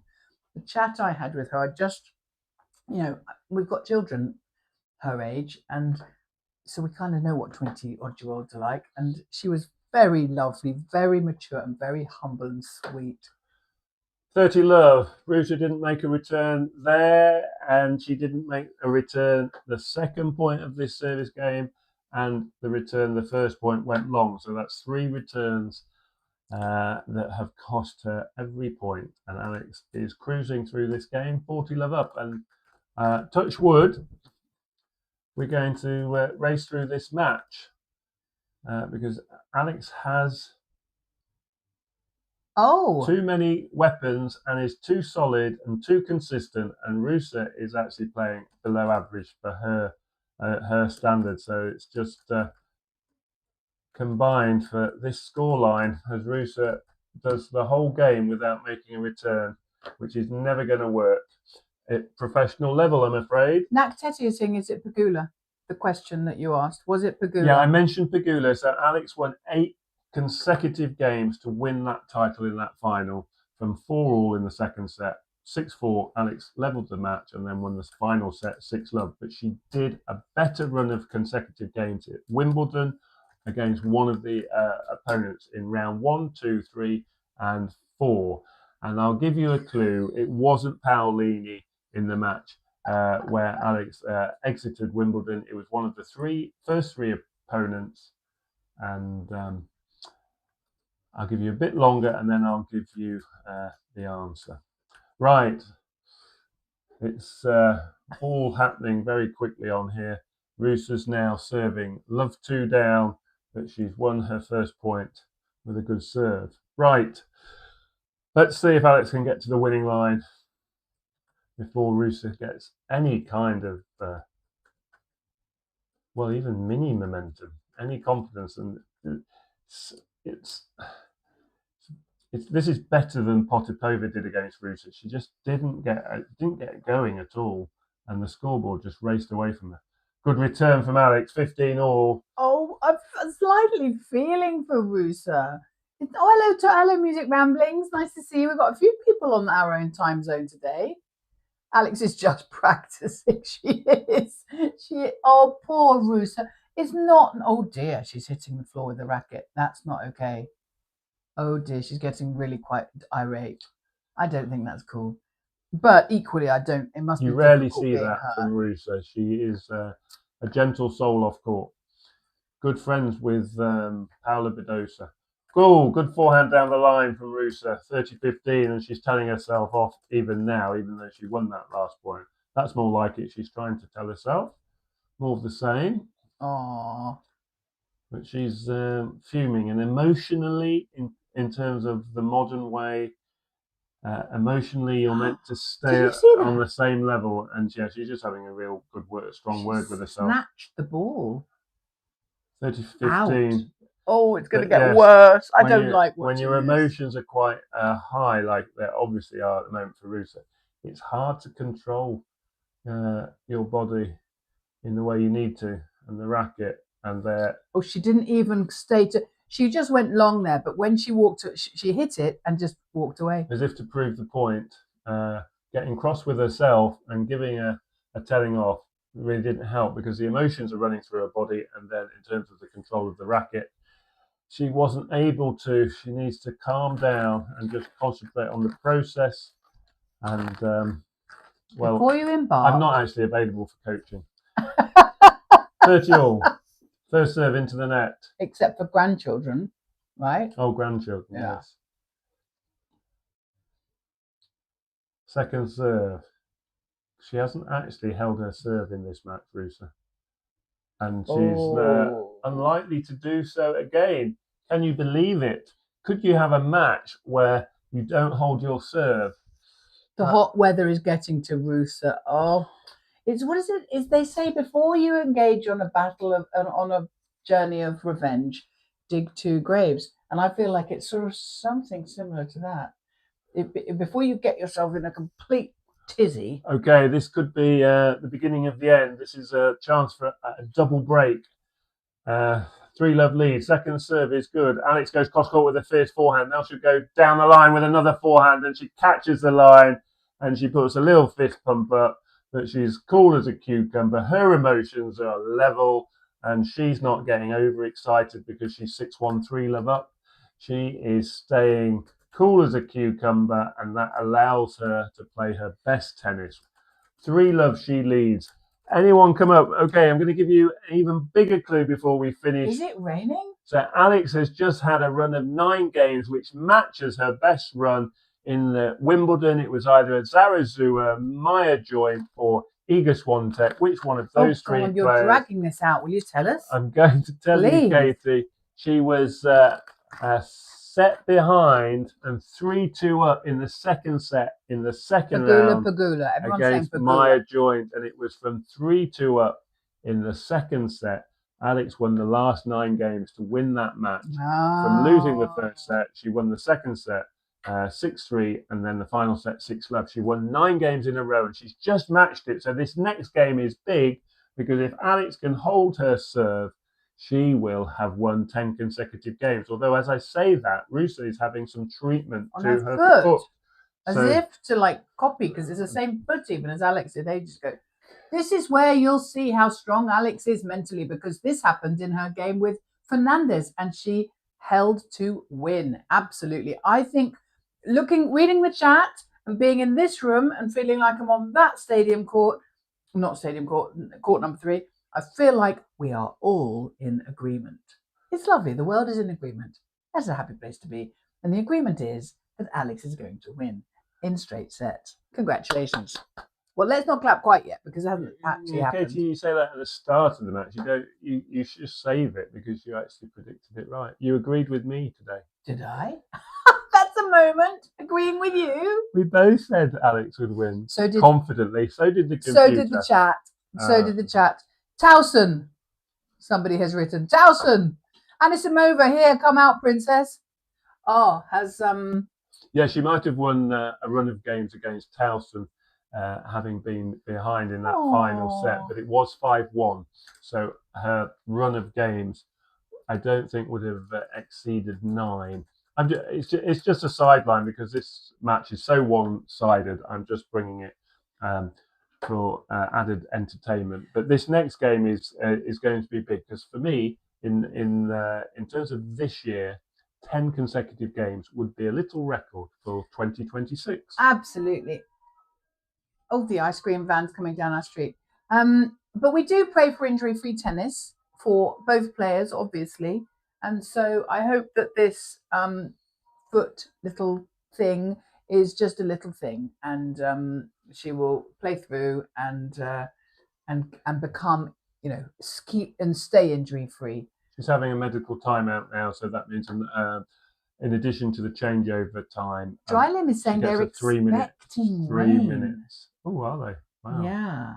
Well, that would be annoying to have to leave the court for a rain delay. They've had a rain every day, I believe, so far. The qualifying, I think on the Wednesday, I heard they cancelled the day's play, and then the message went out that they cancelled the day's play halfway through the day, and then they played some matches very late, like really late, on some of the bigger courts, just to play a couple of matches, and it was like mixed message communication, and a few people raised eyebrows over that. But I think I don't think they told the players quite what they told the general public. That works sometimes, doesn't it? Well, Coach Joanna stood up as well. Kind of weird having to talk to her coach through the photographers, who were very nice and very, very decent. Stood back and didn't take pictures, which was, I think, very nice of them. But then he stood up and walked. I think he was just modelling his hat, really, from different angles. But there you go. Ruse will now just try not to be bageled again. Nothing else. Well, Nothing else is what it looks like. Thank you for giving a detailed blow-by-blow account of the game. Coach Dan is doing a good job. He is, isn't he? Isn't he lovely? Yeah, I was just looking back over Ruse's history, and I found a retirement. That's what I was looking for, because obviously she is struggling here with her foot, although it looks like her foot's been bandaged up and she's putting a sock back on. But a player who doesn't retire very often. There are players on tour who actually retire quite regularly, but Ruse isn't one of them. But she did retire against Sabalenka in the third round in Miami, in Alex's breakthrough event, when Alex in 2025 got to the semi-finals. And to Ruse be fair, actually retired in that match. That's her last retirement. Dan also did say earlier, which we should all take note of, I think, that this is her behaviour of her getting upset with herself and getting frustrated and being a bit on court is not her normal behaviour. She's not normally like that. Oh, Drylim, they're showing us pictures of the dark clouds. It looks like a doom and gloom movie coming towards us. So we have a race on now. Can Alex win the next 3 games and beat the rain? She's serving. Ruse's back on court. Alex serving. 3-love ahead. Good first serve, and that wins her the first point. And I'm terrible, aren't I? Because that's 5 returns in a row that Ruse hasn't actually made Alex play another shot. Why are you terrible? Well, I'm kind of pointing it out for any of our Romanian watchers. I think you're allowed to point that out. Everybody wants a bagel here. Yeah. Good first serve, but it's just missed. Going down the tee, that was her closest first serve for an ace, but just missing. Second serve is to Ruse's forehand. Ruse does make a return finally. She goes cross court, but she's pulled that one wide, and it's all going Alex Eala's way. She now looks to me like she's got to get some speed on so that she wins this game before the rain starts. I think she wants to give you all a decent night's sleep. Well, absolutely, because look at the time in Saturday Manila. Saturday night, starting at 11 p.m. Midnight, beyond midnight for you. Oh, I think Ruse is calling it a day. Is she? Is she? Alex, yeah. Racket's gone away. Or is that the rain? Oh, I think it might be the rain. I just saw the umpire say something and then whooshes. Sorry, we're only seeing Alex. We're not seeing Ruse. And I saw Alex walking over to her racket, but it's the rain. Drylim had said that. Well done, Drylim. My mistake. Very dark clouds. Get your weather apps out. It has followed us about since Berlin. in June, we have been constantly looking at the weather apps. We have. Well, we have got some fun to play with then now. We can do more quizzes. Suspended. Oh, Pillow Prime. Hello, Pillow Prime. Nice to see you again. Yes, she's flying too. She is flying. Look at that score line. Do we think it's going to, have we looked at the weather app and to see whether it's going to be a long one? Do we know? Alex is well rested. She's in beast mode. She is, Diego. She is. I'll let you into a little secret. Geography is not my strong point. Oh, he is. That's an understatement. So I need a bit of help in terms of. Cincinnati doesn't come up when I type it in. So is Ohio fairly good? Okay, because I think my weather app might come up with Ohio. Let's have a look. But the players are going off court, I'm afraid to report. Not a great sort of reaction from the crowd. No umbrellas going up. But it can't be heavy at the moment. But I think that cloud is very sinister, and heavy rain is going to follow, given how dark and threatening it looked. Flood watch alert! Oh no, flood watch. These conditions are expected to last until 8 in the morning. 8 in the morning their time. Oh, for goodness! Oh, hang on a minute. No, we're okay. No, you're not looking today. It depends whether it's whose 8 o'clock in the morning it is. Probably their time. No. Oh, I don't know. It's not raining. It's the lightning in the area. Lightning is the problem. Okay. It looks to me like it doesn't start raining for another 6 hours in Cincinnati. Yeah. Rain will stop after an hour. I'm not sure it even actually is raining. But as you've all said, very dark clouds. And they try and get the crowds away from the stands because there's metal and everything, isn't there? Emil Damien, yes, it's due to lightning. JP, will the rain delay ease the ruse of the ruse? Funny, very funny. Dark clouds looming. Don't worry, raining is a good omen, they say. Well, Erica, it certainly is for our girl. It gives us a chance. But I'm going to just talk a little bit about the end in Toronto. Some of the other players who did well at the end of Toronto. So Bencic, we know now, having played exceptionally high, something like 23 winners and 6 unforced errors to beat Alex, who was obviously fatigued after her winning run in Washington and then playing 3 matches in Toronto. But Bencic then pulled out.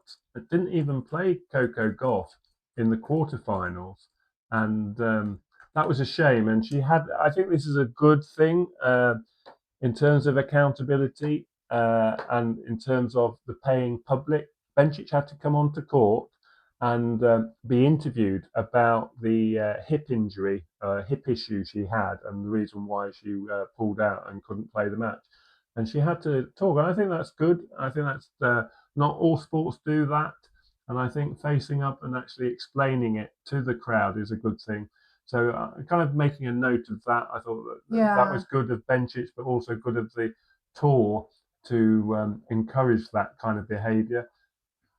In terms of Rybakina's form, she's been through a few poor losses early on in events. She lost early in the French Open, fairly early in Wimbledon, but she got to the final. And she will be pleased with that. She beat Gauff in the semi-final, 3 close sets, but she came through that, and that was good for her. But in terms of scheduling, she was playing really late, and then the final, because she was the second semi-final, she had to play the final inside 24 hours, and she played Iga Swiatek, who come through the top half and was dominant in the final. They want Ruse just to give up, and because then they can get some sleep. Smells like a bagel. It does. With music rankings. Look, keep on the ding dongs because they'll keep you awake at least because it's 12:15 for you. Man, I hope it won't be postponed for so long. Team Payet is real. Timpuyat. It is real. We were expecting to be up late tonight. we were ready. So Dan was in Nottingham playing with Mini-Me, playing golf, and I was in London with girlfriends from school, which was lovely, and we were having a lovely time. And last night, Dan messages me and says, it's not going to be midnight on Sunday. It's going to be 3:30 in the afternoon. So we both of us change all of our plans and we scoot back as fast as possible. And then it goes and rains. Yeah. There's no rhyme or reason to the scheduling. I suspect Alex Eala versus Amanda Anisimova, if we get that match in round 3, will be an evening time for us, late midnight or even early hours, which will mean breakfast time in the Philippines. That is my best guess, but that will all be revealed tomorrow afternoon, evening in America. So tomorrow afternoon, evening. Sounds like Somnes. In the morning for the Philippines. Somnes Anisimova is 2-6, 2-3, and it's suspended. Yeah.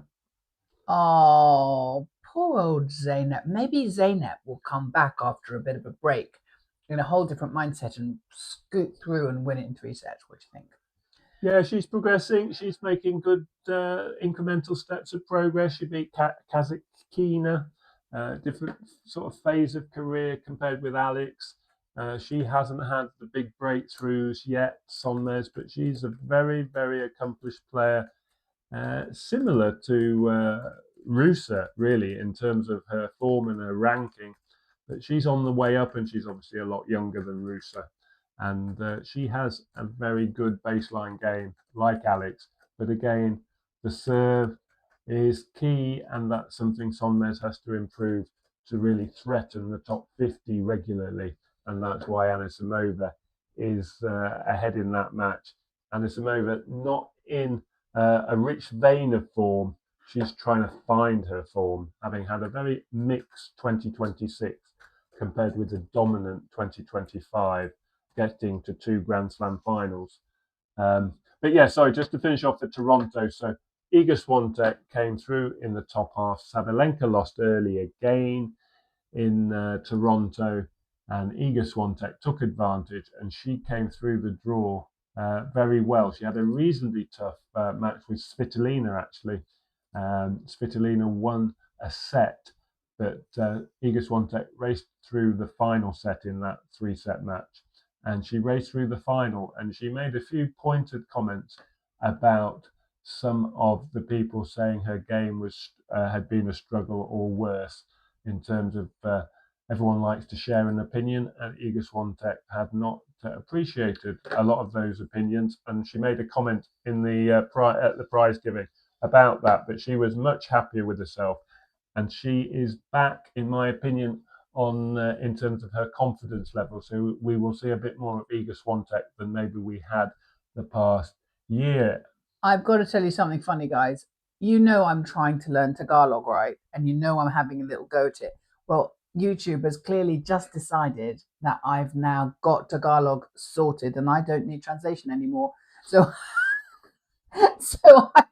I now, for some reason, it usually all comes up in English for me. And sometimes it says this is translated, but it all comes up in English. And now, Mr. Rainierpo, for example, you just wrote 3 lines of Tagalog, and it hasn't translated it because it's like, okay, she's got it now. She's sorted with the whole Tagalog thing. And I'm like, come on, YouTube, translate it for me. Oh, I can't believe they think and then I put it into Gemini. I said, why is YouTube stopped translating? And it says, is it because it thinks you've got it now? Wow. When I come in January, February, to learn from you guys much more about your culture and your language, then I'll come home. Maybe I'll be able to get the whole thing where you write it in Tagalog. But for now, there must be a setting on YouTube. I'll fix it. Mr. Rainier, Google has a very good description of what a fukelia serve is. I don't even want to say that just in case it's very rude, but I know if Mr. Rainier Poe said it, it won't be very rude. But I will have a look. I'll look that up. And I just wish it would start translating it for me again. Come on, YouTube. Please help me. Anyway, thank you for all of you. Thank you for all the new subscriptions. I'm going to pop up, because we've got this, I'm going to pop up this. I tell you what, I'm going to move it around so that it doesn't look like it just. We can show the video. I mean, I'm looking. I'm seeing the skyline now. I don't know if you've got the same pictures. Right across the top of the venue and beyond the highway. Oh, is it pouring with rain? No, it's not pouring with rain at all. I'm just saying the big black cloud is moving over, and there is a lot brighter sky beyond, which looks like a roller coaster in the distance on that far left side. But as I said, my geography is not my strong point, so I have no idea if it's near the sea or underestimating with that. Anything else. Guys, if you weren't here in the room before, in order to just duplicate everything we do on YouTube for the younger people, we want to kind of try and help the younger people become tennis fans. So not that we're old. Are you old, darling? No, okay, obviously not. But anyway, YouTube tells us that we're all about over 45, which is fine and lovely, and aren't we just great? But we thought, well, let's try and encourage the love of tennis in the younger lot too, and they say that means to go on TikTok. And that's also what Jack Mini-Me said, we should go on TikTok. So in order to do that, TikTok will say to go live there, have to have 1,000 subs or followers or whatever they are. And I thought, when there's 1,000 of you in the room, a lot of you not got the account. I had to actually make one up. Last week I had 8 subscribers on TikTok, and now, because I've asked you guys, I've now got about 41. Thank you very much. And anyone who feels during the rain delay they're a bit bored and they want to pop over to TikTok and scan that thing, that would be very kind of you. Equally, if you'd rather not, fair enough, because you know what? We don't do much on it. We just copy stuff over to it. I understand 70% of your Tagalog. Oh dear, 70%. What happened? Oh, Tony, don't worry. It's just that there's a lightning delay. So it's not even raining. But you can see the scoreline. We're 1 set up, 3 games up, 30 points up. And the thing I love is the 0-0-0 is the scoreline at the bottom, just in case you needed you're just listening in. So Alex is doing great. We just need to wait a little while for this little lightning delay. It's a kind of about keeping everyone alive, I suppose. But it's just been suspended on all of the courts. Unfortunately, Zeynep Sonmez is also suspended, and she is being beaten, bless her. Anisimova is a set and 3-2 ahead. Okay. But the second set's going with serve. But as our Erica Island girl says, we all love a rain delay, for Alex does, and I think probably, it can change the mindset for Sonmez maybe. I feed you. I'll eat your paella. Oh, there's a whole load of recipes going on here. Don't make me hungry. I know. I haven't had any lunch, have you? No. I had a really nice breakfast. And what time is it? 5:30. Oh, I've got garlic ding dongs if you want them. I mean, they're very nice, but they're super garlicky. Get a different snack. Do you want to go out? Well, I might just get something. Oh, the lightning's struck. No, it hasn't. My screen went as if there was lightning in the real life. Well, having said the black clouds are moving over, I think they are, but I think they're coming across from behind over the venue now. When are you going to the Philippines? I'm going on November 26th to January 10th. Oh, well, Benedicto, we are waiting for the Manila Open to bring out their dates. And then what we're planning on doing is, we're really going to try and get the Philippine airline to sponsor us to come over, because Coach Dan is really tall, and so he doesn't do well with very long flights. And certainly the big leg room would be a bit of a push for us. So we're going to see whether maybe they might sponsor us, we'll see. And we're going to come out and probably go to the Australian Open first, because I think Philippines, Australia, not too far apart. And so we're going to bit of AO. We'll bring you all the footage and all the good stuff. I am absolutely, out of all of the matches, out of all the fun stuff, the two things over the year we've sort of covered since January, I absolutely loved the one, what was it called? Point slam. 1 point slam, the tennis. I absolutely loved that in Australia, and especially when some people from the queue got in. Which can you imagine Coach Dan being on the 1 point slam? Can you imagine that? He is going to be wearing his trainers in that queue, and oh, that would be so cool. I think you can try and qualify for that. Can you? So last year, randomly anyone?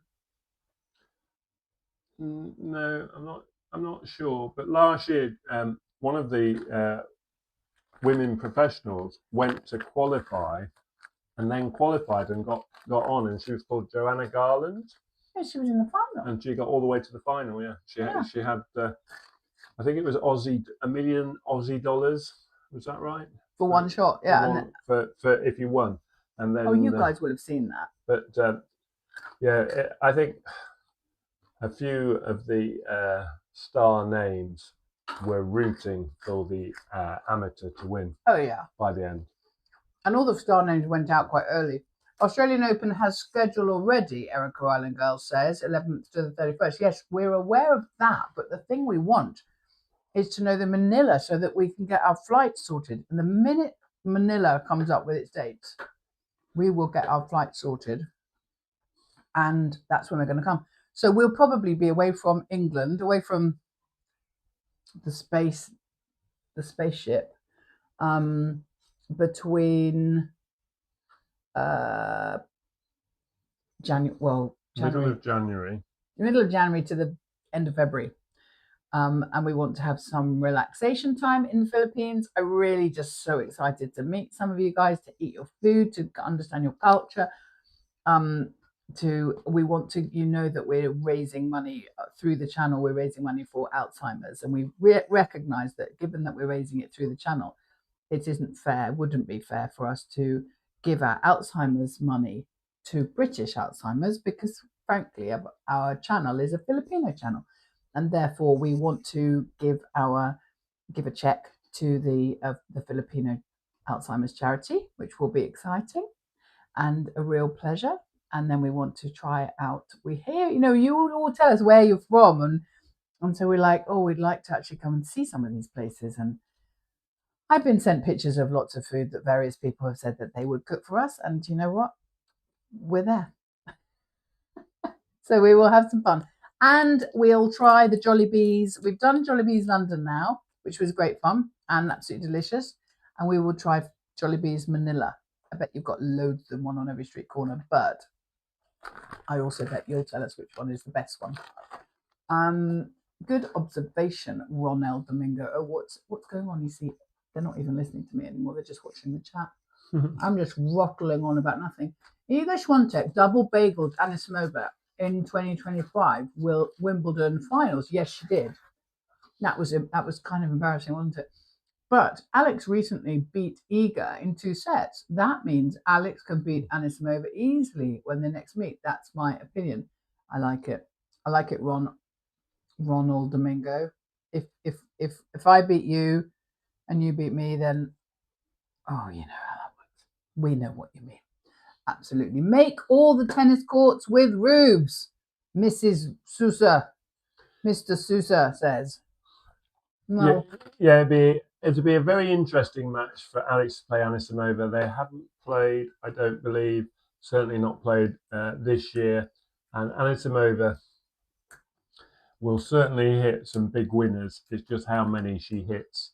And she has a big game, but she's been very erratic, and she's also struggled with the odd injury since her appearance in last year's US Open final. So 2026 has not gone to plan for her. I've talked about this quite a lot. A lot of the players who do really well, they then have a different level of expectancy the expectations change, so she had to cope with that. And then there's more interest in the player, so there's more commercial value and more companies want that player to endorse their brands, etc. So they have to cope with that as well. And so there's loads of things factored in. Anisimova, I think, is just one of the latest examples where she's trying to balance a lot more things in her tennis world rather than just playing tennis. And if she's had the physical issues as well, then it's going to be difficult. And I think she was in tears. She has been in tears on court because of her struggles recently. So yes, it'd be interesting if she does come through against Sonmez, how well she plays against Alex, because Alex is she feels pressure on the opponent, and there's no let up, and it's that breaks a lot of the opponent's sort of will and tennis, their game, and they just kind of unravel. And it happened very quickly against Ruse. I have something to say. Okay, you carry on. Thank you. Just to talk about Alex's, yes, play has been suspended, Jason. They're worried about lightning. Can you put a thing up? What do you want? A message? Oh yeah, I can put that up. So here's what I wanted to say. Alex has now just become the ambassador for Marriott hotels. Now the Marriott hotel have a like a loyalty card called Bonvoy Marriott, which we used to use when we were traveling out in Asia. And it's just so you know, guys, there are priority tickets for people who have Bonvoy Marriott cards. So everyone, go and get yourself a Bonvoy Marriott card, because, well, partly because they are supporting Alex, and therefore we support them, but also because they are sort of supporting the Australian Open and doing more there. I hope the Philippine Women's Open won't conflict with the AO next year. Dan thinks it might conflict a little bit, but certainly not at the beginning. It did this year, I think, but if it becomes a 250, which it seems to be hoping to become from a 125, then things might change. And I suspect that's why they haven't actually come out yet with their dates. Silver Light. Hi, Katie and Dan. I'm your silent follower. I'm from Melbourne, and I cannot resist to welcome you to the Australian Open. Oh, thank you, Silver Light. That is such a lovely thing to say. Oh, my goodness. Well, we will hopefully high-five you in Melbourne when we see you. It's funny, you know, I feel like I know all of you guys, but I never see your photo, and you guys know what we look like, so you'll have to come up to us, okay? Good, Jenna. And the other one that Alex has gone with in terms of, I like the choice of sponsors that she's doing, because she's doing the ones that don't take time. You don't have to go prancing around with your jewelry on or wear the clothes. I mean, obviously there's the Nike thing, but Nike make things especially for her. So that's good. She does that. It works for her. And also she's doing Panasonic. So that's, I mean, where in England that's hi-fis, Wi-Fi's, no, hi-fis and tellies. I don't know what you have there, which are Panasonic. Suspended. Hey, Coach Dan, what is your expert opinion on the effect of delay on each player in their current circumstance? Yeah, it can only be a good thing for the player behind.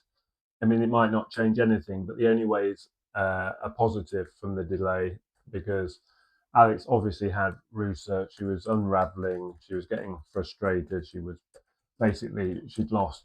And if the match had carried on for 20 more minutes, Alex would have won.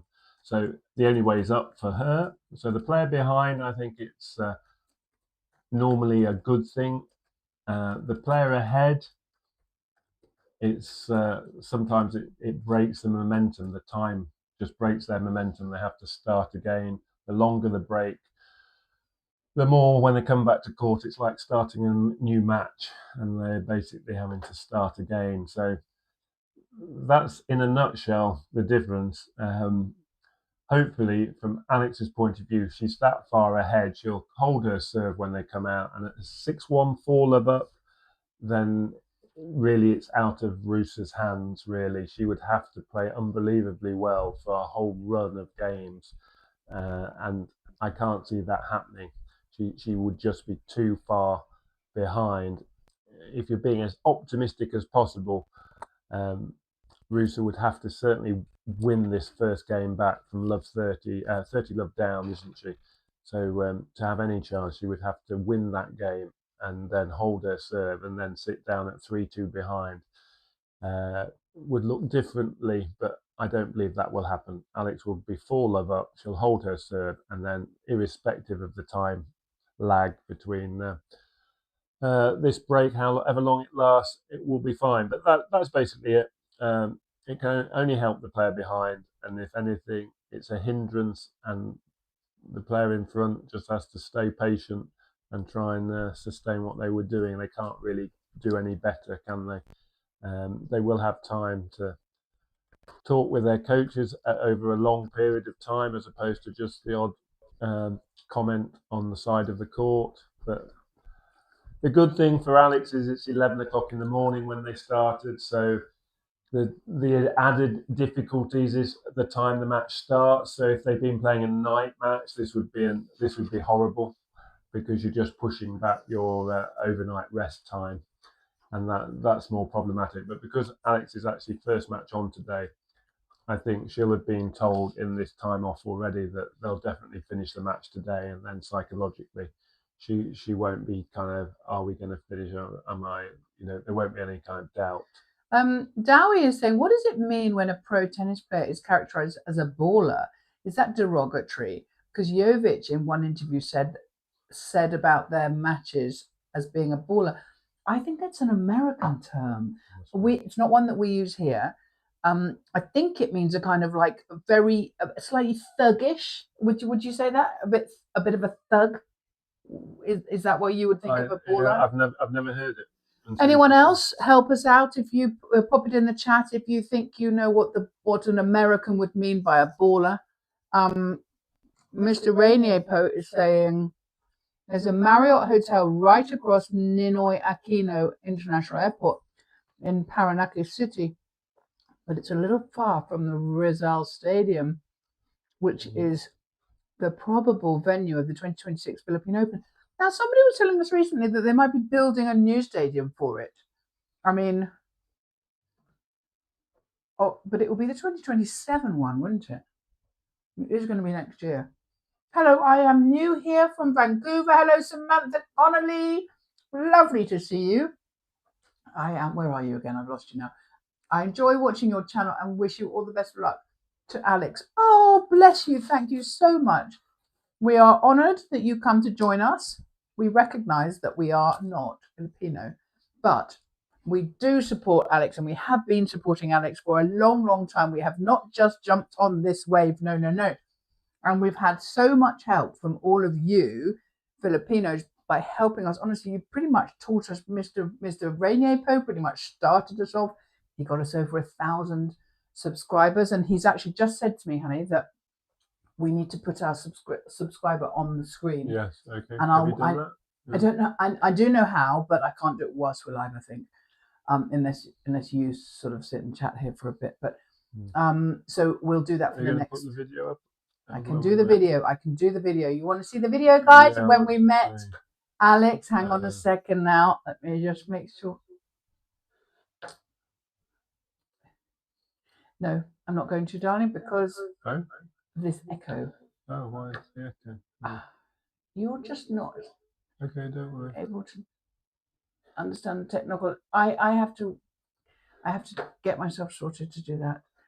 I can't do it at the moment because I've got an echo going on. But when we got our new microphones, maybe. Right, I need to get that back so that I can see what everybody's saying. Baller, often used in basketball, but not a negative thing.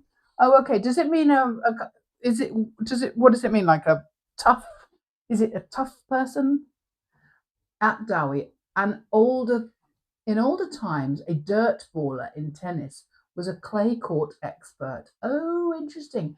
But baller in current context is probably someone who has a big game, lots of heavy spin on the ball, retrieval. Okay, I get it. GE Media, in America, baller means someone is skilled in sport and has achieved significant success, or refers to a wealthy or influential person. Oh, okay, that's good to know. Thank you. I'm glad. Angel loves. Oh, I love ding dong. She says. She stroke he. Who knows? Dan and I snacking. This is our lunch, but you see what time it is? 5:40. A bit late for lunch. But there you are. Moonballer. Someone saying. And Danis Dani Calis Perez is a new subscriber. Thank you so much for doing us the honour of joining our Chalkdust family. We are very appreciative, and we're very recognise that you guys support us so much and help us with the channel. You do all your clicking of your hearts, and you tell your friends, and we feel very supported, and that's quite an honour for us, because we're not actually, as you can probably see, we are not, even though we would love to be, we are not Filipino. But we do love you guys, and learning about your culture, and learning a little bit of Tagalog, which, as I say, YouTube has now decided that I must speak Tagalog because it's not translating the chat anymore. In slang, a high baller originally meant a great basketball player. Over time, hip-hop culture expanded the word to describe someone who is rich, successful, lives a flashy, high-status life. Oh, okay. Oh, that's not really what we want for Alex, is it? I don't think so. Quite described to Alex at Dryden, quite described a baller in a good way, not living a lavish. Oh, okay. But quite a fashionista. Oh, I see. That's lovely. Yes, well, she is a fashionista, isn't she?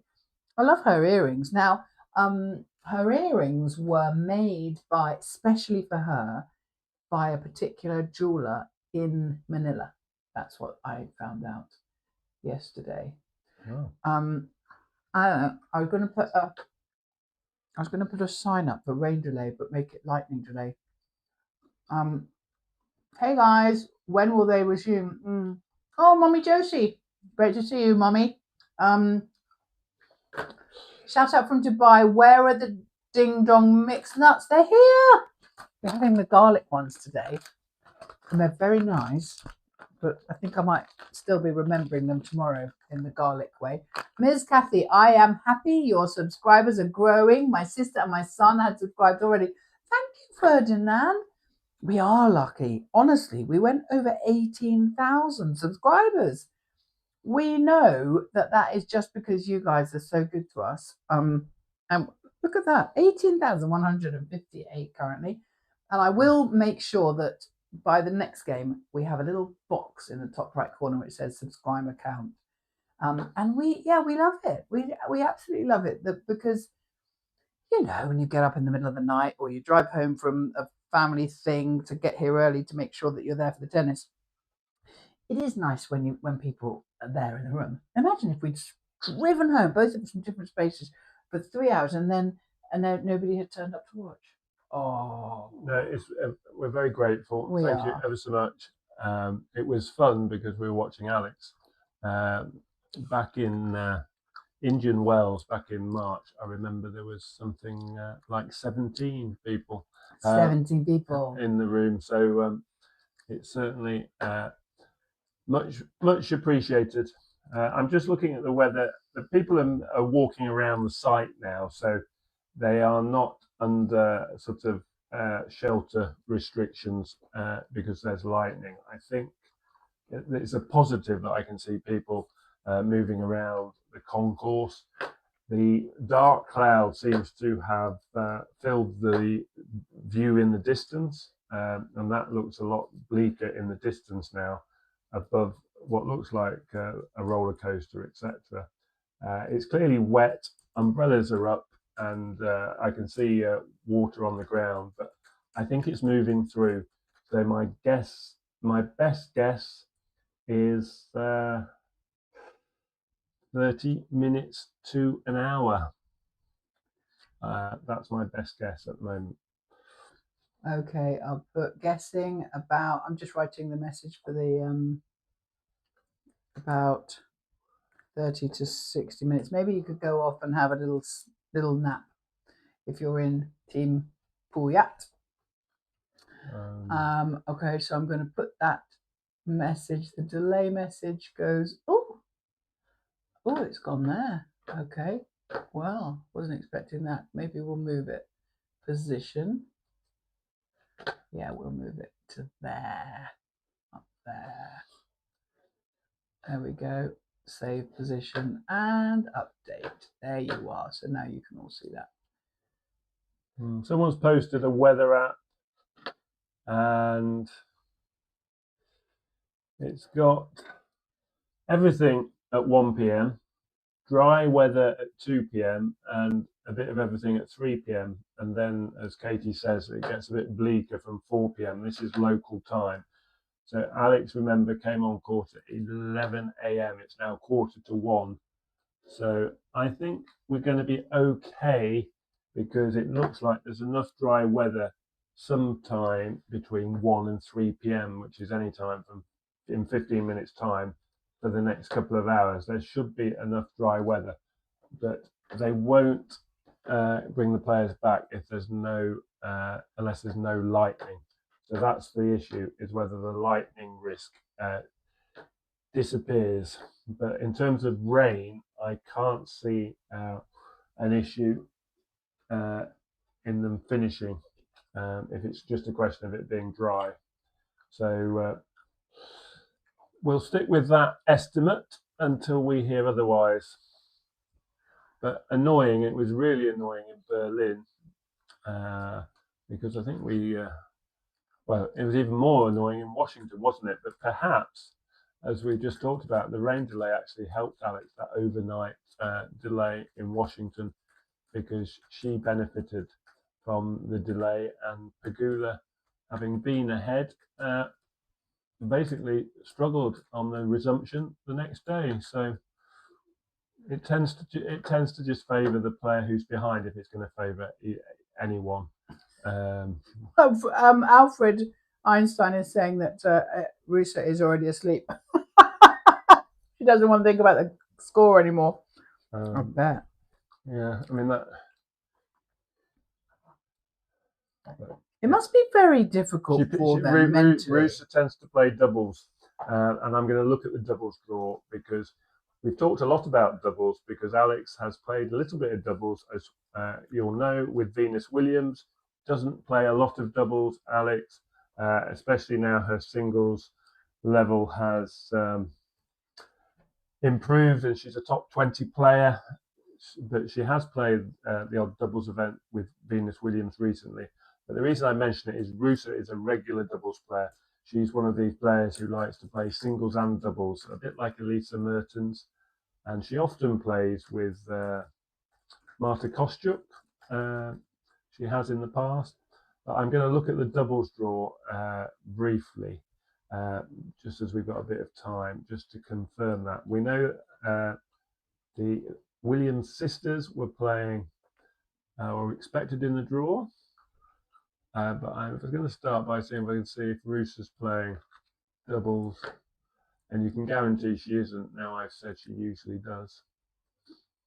Siniakova and Townsend are the #1 seeds.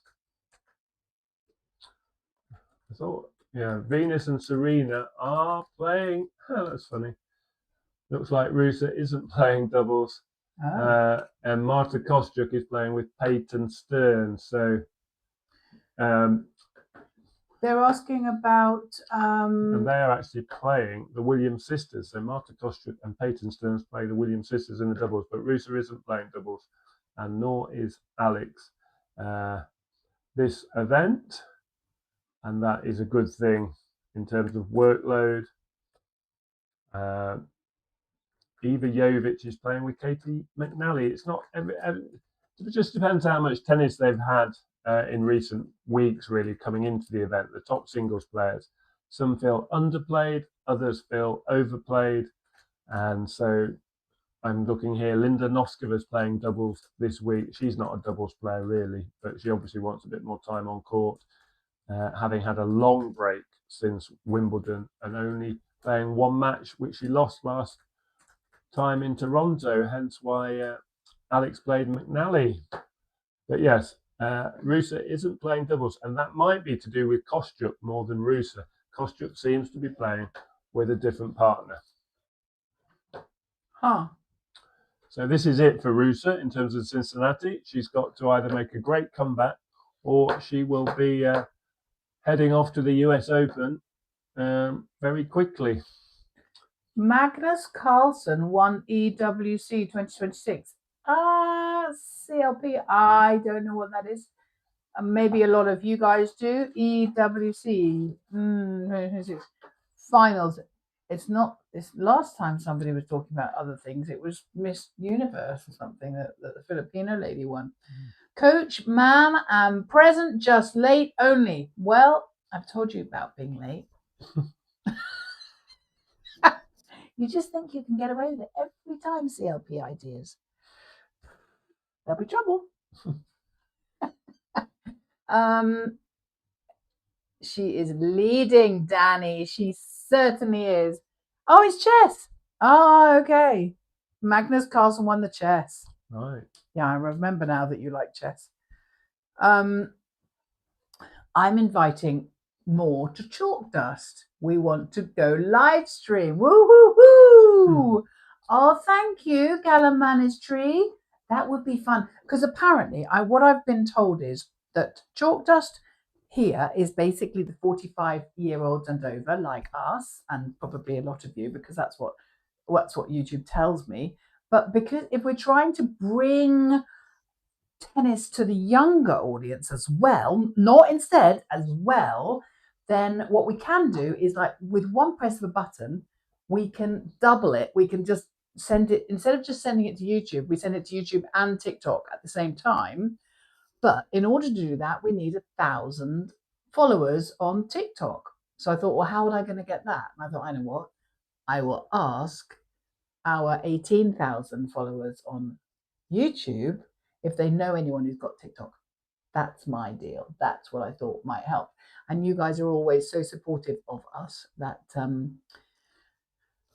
that we feel that you probably, if you can, you will. You know, I mean, I didn't even have TikTok recently, but I have now. And so we've now got 44 followers. I think when I started today, we had 18 or something. So thanks, guys. And we'll keep on at the moment. I'm just copying the shorts across. Shout out to my daughter, Bernard Pasquale. Shout out my daughter, Nicole Pasquale, watching in the Philippines. Hello, Nicole. Salamat po for coming along. Maraming, maraming. Yeah. Very good. Right. Thank you very much. I can't speak any more Tagalog because YouTube thinks I am now fluent and has refused to translate for me anymore. So I keep on getting these whole big long messages in Tagalog because it thinks I now am a completely fluent, fully fledged Filipino citizen. And I'm trying, but I'm not that good, I promise you. One young girl in the Philippines is making a wave. I hope she can join Alice. Yes. Now I heard about that because the lovely Diane Costilleo, she always promotes, doesn't she? Whatever, lots of different sports. Certainly the tennis, but all the other sports as well, all the Filipinos and Southeast Asian, which is great. I've got an update on the weather. No play before 1:30 p.m. local time. So that's 37 minutes. Okay. The good news is Cincinnati has much better drying machines on court than some of the other events in recently. Washington was like watching the children at play, bless them. And they've got the latest drying equipment, but this was 15 minutes ago, saying it's pouring now, but the rain will be done in half an hour. So that's 15 minutes ago. So in 15 minutes, we're expecting it to stop. At the moment, it's not pouring at all. The the people at the venue are milling about, walking about, and they're not concerned by the rain. So it could well be 1:30 their time in about 36 minutes, fingers crossed. Rolando Serino, bonjour à tous. Bonjour, comment allez-vous? Ah oui. Ah ouais? Ah ouais? That's what they say. Yes, various TV channels are reporting record numbers of people going to tennis courts in the Philippines. This is it, Mr. Rainierpo, and that's what we want to see if we can try and. It's not that we want to we just want to help educate, because in a way we know that some of you know a lot about tennis. We also know that some of you really just love Alex and anything she does is great, which is wonderful too. And then some of you are trying to learn about tennis, which is what I call the tennis numpties. It's because I call myself, I mean, I know reasonable amount about tennis, really. I've played it since I was a child, but I call myself a tennis numpty. And it's like when Dan says things which I think, no, a lot of people wouldn't understand that. So I say, for the tennis numpties, can you help out? And so he goes from the beginning. And I think the youngsters would really like that, because you're good at explaining stuff and people like you, baby. I will subscribe at TikTok. Thank you, Ferdinand. That's really kind of you. Tell your friends, which I know you guys, you are. When will the match resume? It's looking like maybe about half an hour. If you can stay up that long. It is now, nearly 1 o'clock. You are Team Puyat. Can't speak Tagalog. Or if I say it quietly. It's Saturday night, though. That might be helpful.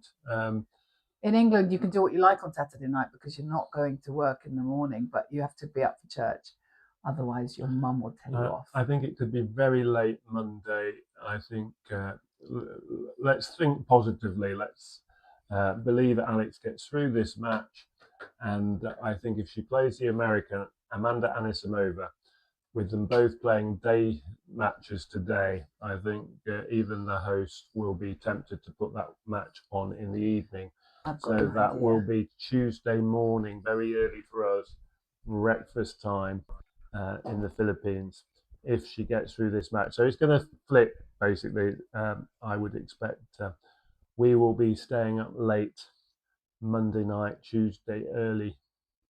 But that's what happens at this time of year. UK is actually well positioned for a lot of the events because the tour really travels the world, and it starts over in Australia and Southeast Asia a little bit, and then comes across to the Middle East, then across to Europe, Middle East, then across to America, then Europe, back to America, and then back to Asia. So it sort of does a couple of laps, really. And so time difference, really, everyone feels it at certain times in the year. I know that some of you, the hawk-eyed amongst you, will remember, and the good memories amongst you will remember, that this is we always drink Lucky Saint because it's non-alcoholic beer, but we like it. And they sent us a glass. We are not sponsored. It is not a sponsorship deal. We like it. And then somebody has spotted us on the channel and said, oh, Lucky Saint, that's lucky. So we thought, oh, yes, of course it is. We'll have to carry on being lucky. So I'm going to do this for Dan, but Dan does like shandy. So we're going to do Lucky Saint into here.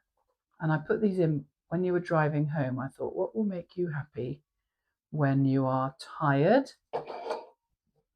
And come straight on the channel. We'll add some lemonade into it. The game will resume in about half an hour. We're thinking. It's certainly not before half an hour. Bless your heart, Dan and Katie, for that good intentions for charity. Well, yes, we are doing this because Dan's mum, who inspired him to play tennis when he became a tennis player and a coach. There you are, my darling. Thank you. She was the inspiration, and Minnie, I'm sure he's still in the room, Minnie-Me's grandma. She was the inspiration for Dan's tennis and an inspiring woman, incredible woman, and she very sadly died too young and was taken by Alzheimer's. And so that's a charity very close to our hearts. And we just thought this really was to give back. To do this is to give back. And for us, giving back using tennis, which was very much Jan's thing. That's what his mum was called. But so it's almost it's channeling our inner Jan, really. And we are doing this for her and for Alzheimer's. But we thought it was best to give the money to a Philippine Alzheimer's charity rather than a British one, because we're very confident, very conscious that the people watching are the people who effectively are, any money that we make, it comes from you guys watching adverts and such like. And so we are very grateful that you do that, and we wanted you to know that what you do is actually going to help the Alzheimer's cause in the long run. So thank you very much for what you do for us. We are honoured. And has the rain stopped? Okay, Donalga, it hasn't started raining. It's just lightning. They're worried. There was some rain. About there was rain. There was a little bit of rain. A little bit of rain and lightning. About 10 minutes, but it's not raining at the moment. Oh, Theodore is praying for us to be blessed with 1 million subscribers. Oh, well, you are very, very sweet. That would be out of our wildest dreams. Tell your friends. No, we're at 18,000. Mr. Rainier Poe has said that we need to put a little thing up. And it was him who very first told us to do the scoreboard, and right from the beginning, back in the dark old days of February 2026, when he was the first person who came in the room and said, "Hey guys, you need to get more subscribers." And so then he just told everyone to subscribe, and they all did. Bless them. And he said, "You've got to get to 1,000." So we got, and there in that very room, in that match, everyone went, and I think they overshot. They overshot by about 100, so it became 1,100 from about 300. It was just amazing. And so yeah, it was. We just feel very supported by all of you, and very lucky. Play not resuming until 1:30 at the earliest. Yes, our Chalkdust community is growing. Erica Ryland Girl, it is. Now, Erica Ryland Girl and I maybe got a little bit of a match happening when we go to Manila. But what Erica doesn't know, she's going to know now because I know she's in the room, is that actually playing me is going to be very, very easy for her. It's Dan you don't want to play, Erica. No, basically if Dan offers you a game, tell him you've forgotten your shoes, or ask your mum for a note. You've no idea how good Erica is. Well, Erica said to me that she used to play a lot and hasn't played for a while. She's a rusty racket type of thing. And so no, if you want a proper game, then yeah, definitely bring your shoes, get your note from your mum, and play Dan.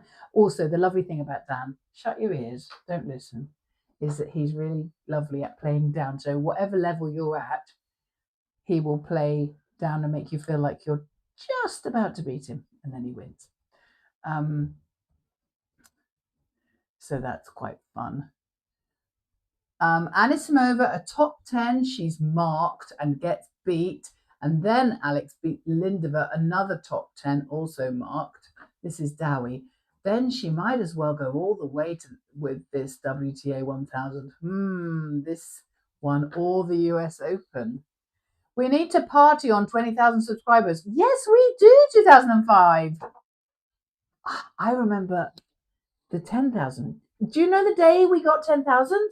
The day we got 10,000 was the day that Wimbledon started. And that was a prayer answered, because I had said that we wanted, that was our target, 10,000 subscribers. Dan is like, couldn't care less. And I'm like, no, I like a target. So he didn't even, to be fair, neither of us knew what subscribers were when we started this whole thing. Danny says, non-alcoholic beer, you guys are cheating. He's just kidding. It's gone all the rage in England. Is it the same there? Hardly anyone's drinking alcohol anymore. Everyone's drinking non-alcoholic. I mean, this has got electrolytes in it. It's a health drink. Non-alcoholic, 0.5, so there's a tiny titchy-witchy bit, lime and sea salt lager with electrolytes. I mean, honestly, it's a health drink. They might as well put kale in it. In the live ranking, Alex is number 17. Oh, she was 18 last time I did the rankings. There we go. There's the ranking. She was number 18 then, but something must have happened if she's 17 now. If she wins, she'll go over Sorana Castair, as we can see. Oh. So somebody, do you want it back? Well, no, I'm just... Yeah? That was as of this morning. Unless Castair has lost, but no one's actually finished a match yet today.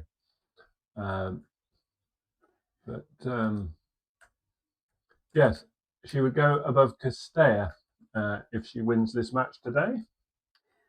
Oh, now La Marcos is saying that he likes the lighting in the room. Thank you very much for that. He says the lighting in the room is perfect, Katie.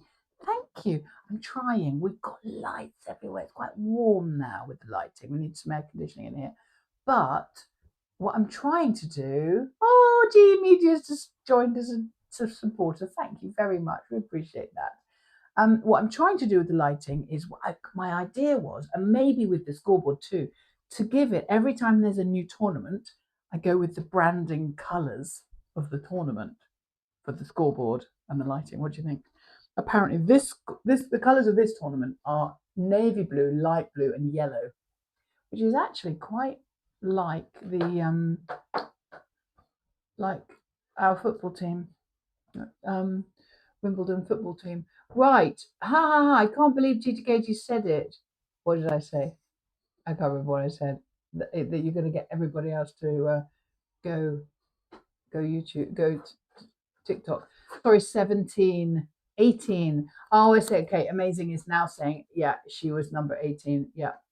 By the way, anybody counting how many smash returns Hambalos Ruse got so far with her second serves? She GPT quite a few now. I mean, a bit more than every other player. Okay, that's interesting. What do you think? Do you know? From a lucky ding dong to a lucky saint and a lucky mug. Absolutely right. I'm back, guys. Oh, CLP ideas. You're always out of the room.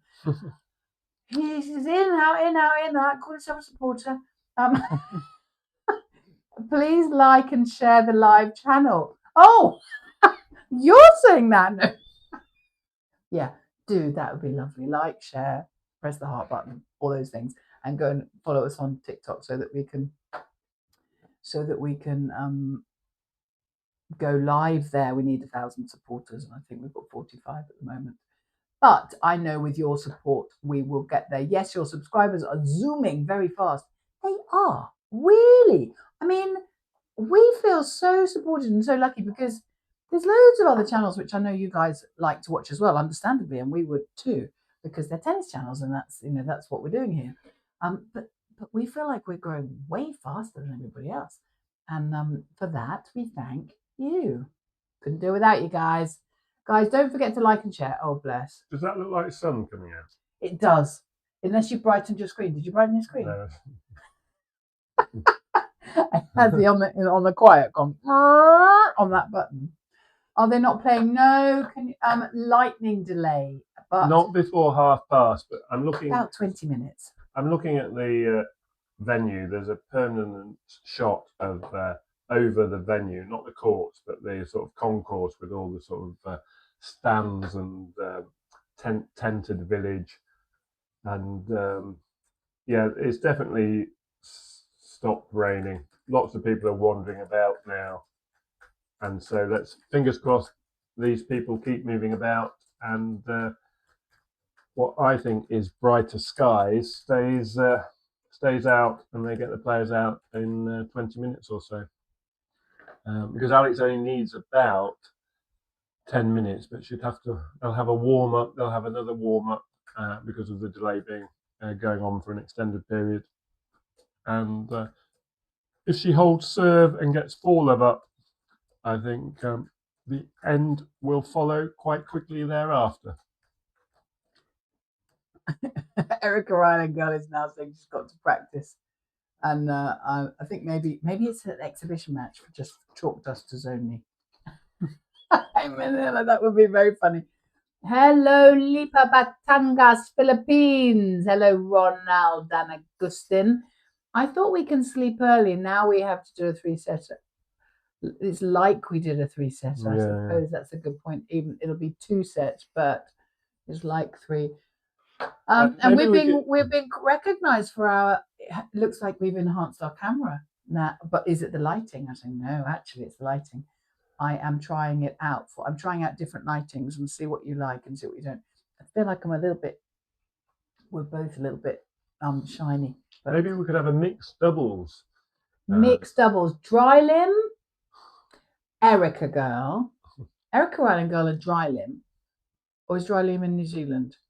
No, dry limb isn't in New Zealand. Yes, he is. No, Damien's in New Zealand. Dry limb and Erica. Are you guys up for this? Dry limb and Erica plays me and Dan. How about that? That could be battle of the world. 55% precipitation in Cincy now. I can't wait for the game to resume. It's one. Bless you. It's 1:10 in the morning now. Hugo. But WTA Chalkdust, hope you can also post your live subs to the screen so we can also monitor from time to time as we met here. Thank you. Yes. Hugo, absolutely. You're absolutely right. If I was good at technology, I would just click onto the thing that I use for this sort of stuff and do it. But actually, I'm not very good at it. So it'll take me 5 minutes. And the next time we are here, I promise you, we will do it. Are we using ring lights? No, I'll show you what we're using. Look. Oh, those. See that? You see that? That's our light. And then we've got some. You see this little rectangle there on that tube? We're using those. Oh, we're back. Oh, we're back. So yeah, we've got lights going here, 45 degrees it says, going on our faces, and then we've got lights going here, and we've got light on the back, and then we've got this one. Can you see this one? That's the kind of light. And that's what I've done, the yellow, and blue, because that's the colours of this particular tournament. The map is missing. You're right. You're absolutely right. The map is missing. I tell you what, you see, Dan did this. Dan put the flag up on there. I'm going to blame you, baby, live on there. It's temporary, I know. It's not permanent. We're going to hang the flag differently and hang the atlas, the map. And then I can properly put everyone's pins when it's got a proper home. Put everybody's pins in where they're all coming in from, and then I want a different one, which is just the Philippines, bigger, because the Philippines on that map I've got is about this big and about 6 people, and it's full. TikTok 47 out of 1,000. Earlier we only have to do 22 out of 1,000. I know. Thank you, V Hale. We're getting there. We've like more than doubled. Just follow your TikTok channel. I'm sensing live streaming very soon. Oh, Grandpa Emilio Rowe, you are a love. I love that type of optimism. Halenska hasn't backed up her French Open form. This is Erica Island girl. I think she hasn't won a match. She's had a bye, but then she didn't win. I feel for her because she's such a sweetie. Yeah, to be fair to her, she was on the cusp of winning at Wimbledon. She was a set and 5-2 up, and then she suffered an injury. So to be fair to her, that was a setback, unexpected, and that match, bless her, went to her opponent when really, if it hadn't been for the injury, she would have won and sustained her momentum from the French Open a bit better than what has actually transpired. But a lot's been down to that unfortunate setback. Yeah. Oh look, you guys are so cute. 47 followers. So we've got 20, and you've got to do a multiple of 20 of that. I know that what happens in this room is a lot of people come in and out and in and out. So maybe there's 880 people right now, and maybe in a minute's time there's 880 people. But I'm never sure if you're the same 880 people or if your people are doing this. And I think there's a bit of this going on. And so that's why if we talk about the same thing for quite a while, nobody's getting too bored. Time will come when you can create your own studio with all this stuff in the background. Well, that's what we're trying to do here. That's what this is. This is us coming to a place where this is our studio and we're just going to stay. Oh, what do you think, baby? What are they saying? They're saying, 9 minutes ago, play will resume at 1:30. So, great. Fingers crossed, no rain, no lightning. This is the hour of dry weather. They're going to come back onto court in 16 minutes' time. Fingers crossed. And Alex will have enough time to get this match won. Thank you, Pine Cristobal. And no, that is not an ignorant question. Please, we love it when people ask questions because no, if you're thinking it, there's about 100 other people wondering as well. So I'm always very grateful for the questions that people ask. And what you're asking is, may I be enlightened on the difference between the actual ranking of Alex is 20 now, and the lube. Now, I don't quite know what you mean by lube, but what I think what I think you probably mean live is so here I'm going to try and answer this one, and that is because the actual rankings come out on a Monday, usually because it's the end of a tournament, and the rankings are based on numbers of the last 52 weeks. So, for example, the Washington people who've won points in Washington, players who've won points in Washington, they get their Washington points for 2026, but at the same time, on that Monday, they receive the points for 2026, but the points for 2025 fall off the back. And so it's a rolling 52 weeks. But live is, we know what's going to happen. It is not, hasn't been published because it's not Monday.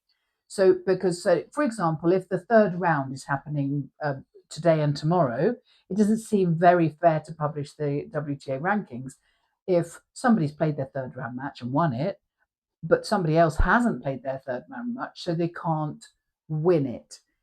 They haven't. So, and also you can't take off the points from the week before. So what happens is it's Monday is the actual published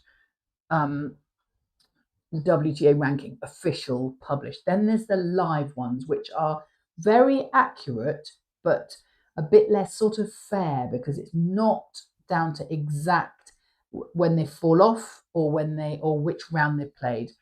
Have I done all right in that explanation?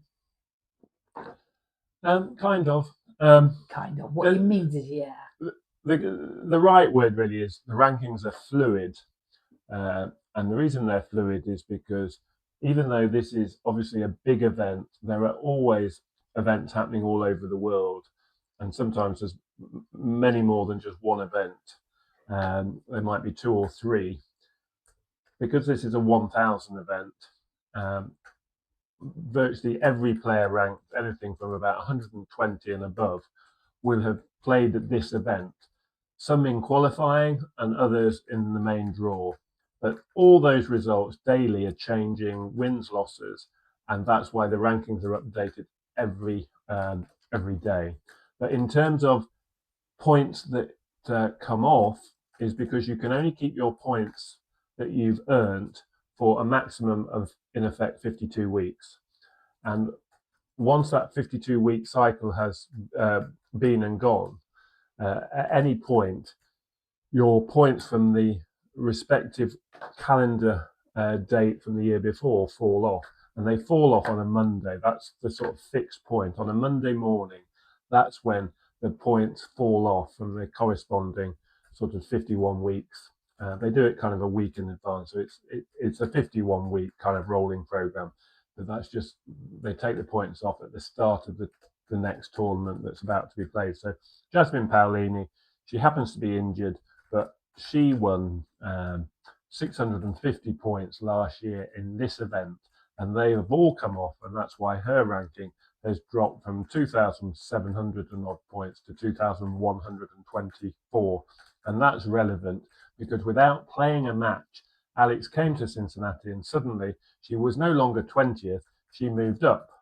And she moved up 2 spots because Alexandrova also lost a lot of points because she obviously got to the semi-finals last year.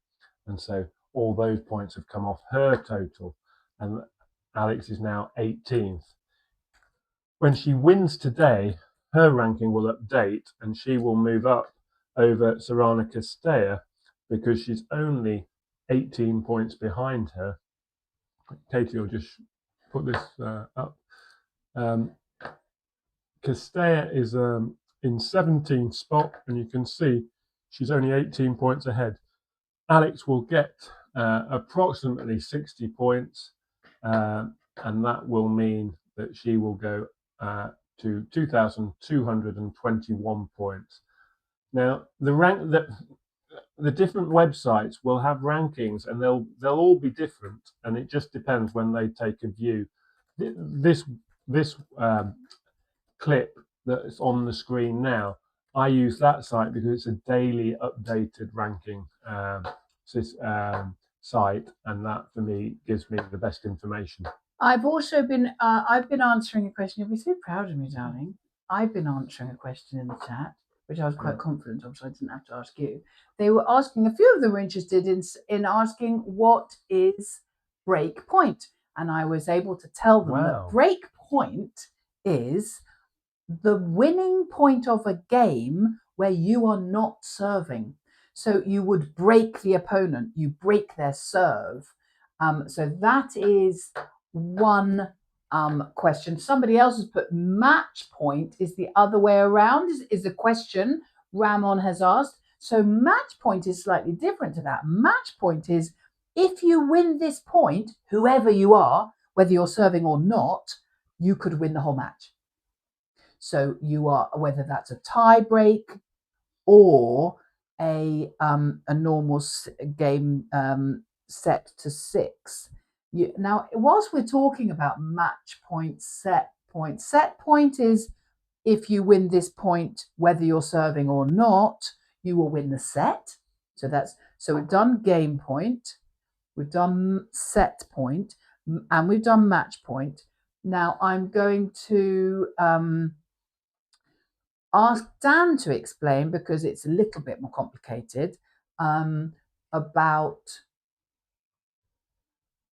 the tie break and how many tie break points there are in Grand Slam, how many tie. Oh, they're drying up the court. That's good. So once Dan's explained about the what you need to get to match point. So if the person is more than 2 sets less than you, so if I'm winning and I'm 5-3, I get to 6 games and I've won that set. But if the person is less than 2 away from me, so if I'm 5-4, I can't. Oh, I can. No, I can. If it's 5-all, shall I take over? Yeah. Dan will explain it. Over to Dan. So the tennis scoring system for the women is a best of 3 sets match, and you have to win 2 out of the 3 sets. If you win 2 straight sets, then you don't play a third set. You only play a final third set if it's 1 set all. And for either player to win a set, they have to get to 6 games, and it's a first to 6, unless when you get to 6-5 up, that doesn't count. You have to win the set by 2 clear games. So you can win the set 6-4, 6-3, 6-2, 6-1, 6-love. But if it was 5-4 and then went 5-all, then you would have to win the set by 2 clear games. So 6-5, the set isn't over because you haven't won by 2 clear games after 5-all. And you could then win the set 7-5 because that would satisfy the 2 clear games. But if the opponent won that 12th game and it went from 6-5 to 6-all, it used to be you just carried on. 50 years ago, you would just carry on and you could win a set 8-6, 9-7, 10-8, etc. But they brought in the tie break to make sure individual sets didn't go on forever. And there's a famous tie break going back to 2019 where one set went on until 70-68. It was played by 2 men at Wimbledon, but that just took forever, as you can imagine. So they brought in the tie break along late 70s, mid 70s. Someone will tell me, but it was definitely in the 70s. They brought in the tie break, and that happens at 6 games all. And it means whoever wins the tiebreak wins the set, and that's why you'll see the score 7-6 sometimes. And it's if you've been watching Alex's matches, she won a memorable tiebreak at Wimbledon against Iga Swiatek in the 3rd round. In the first set, it went to 6 all, and then they played a tiebreak. Now, a tiebreak is very similar to the games. You have to get to 7, but you have to get to 7 points, and it's played on points. And each point you win, you get a numerical point. So it just goes 1-1, 1-all, 2-1, 2-all, right up to 7, unless it's 6-all in the tiebreak, and then you have to win by 2 clear points. So you can win the tiebreak 7-5 or easier. But as Alex did against Iga Swiatek, they got to 6-all in the tiebreak, and it went 7-6, 7-all, 8-7, 8-all, 9-8, 9-all, and Alex eventually won 2 clear points, 11-9. But normally tiebreaks are won 7-5, 7-4, 7-3, etc. A bit easier than that, but that wins you a set, and the set won't go beyond. Oh, the game is resuming. No, not yet. 5:30. 5 more minutes. 5 more minutes. Okay. So that's the individual sets. In terms of games, tennis doesn't have a point scoring system like I've just said in terms of the tiebreak, where you just go up in numbers 1, 2, 3, 4, 5. Tennis has always had a scoring system where each point is represented by 15, 30, 40. And basically that represents the number of points you have won. So in a game, you have to win 4 points to win the game. But if it's 3 points all, then in effect, it's then 2 points clear. And you have to win 2 consecutive points. But they don't call it 3 points all, they call it deuce. If you win 1 point, it's called 15. 15 you've got, and if you win 2 points, it's called 30. And that's why you hear 2 numbers said, because if you don't score any points in a game, it's called love. So the umpire might say 15 love, and they always call out the server's points first. So if Alex is serving, which she is in the current game that they've gone off, she's currently 30 love up. In real terms, it means she's won 2 points, and Ruse being on love, that 0 means she hasn't won any yet. So for Alex to win this game, she has to win 4 points. So she's got 2 more points to win, unless Ruse can win 3 points before Alex gets the game. And so if Alex wins the next point, it will be 40 love, 3 points to nothing in effect. Then Ruse would have to win 3 points in a row to get the game back to deuce. So you need 24 points. If you were going to win every point, you'd need a run of 24 points to win a set, 6 love. 6 games of 4 points, 6 fours, 24. And Sister Maria has just said to us, of course, sometimes these things need to be said. She said, so a serve is called a fault if the player serving doesn't land the ball in the small box in the court where the receiver is positioned opposite the server. Absolutely right. So there's a box when that is the serving box, and it's diagonally opposite, and it's the box, and it has to go on the line is good, but it has to go in the box or on the line. And if it hits the net first and still goes in, if it still goes in, they can take it again.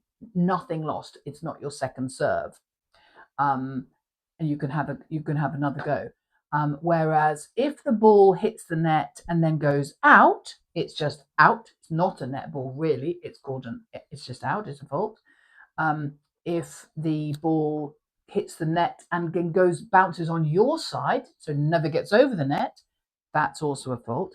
Did you know there's something called a foot fault? A foot fault is if the person who's serving, if their foot touches the line. That's one you don't see very often, but it is a fault, and that's called a foot fault. Is it too early for a match preview for Alex versus Anisimova? Oh, Alan B, wash your mouth out. It's a little bit too early. Yeah, you're tempting fate. You can't tempt fate. But to be honest with you, Alan B, if you've been here a long time, you will know. I know you'll remember. So you have been here a little while, and you do know that Coach Dan will write the preview. I will read it into the screen like Listen with Mother. And Dan thinks that people go to sleep whilst I'm reading that. I don't know. In a positive way. Oh yeah, in a positive way. He thinks that people think it's like a story, a bedtime story. But also people have said that I should do children's stories. Good idea. Yeah. Audio. She does a great We're Going on a Bear Hunt. Do you have that book? Do you have that book for like 4-year-olds? It's so sweet. I love children's books. We always, a tradition in England, I don't know if it's the same for you guys, we always do bath, bottle, bed, Bible, book at bedtime. So you have a bath and you have your bottle of milk, and then you go to bed and you have your Bible story, and then you have your book. And that is how you go to sleep. That's the sort of the tradition. And some of the books, the story books that they call for are there's one called You're Going on a Bear Hunt. And unfortunately, whilst this thing is meant to go get them really sleepy and exhausted, my bear hunt for them gets them all excited and they end up running around the house up and down the stairs screaming.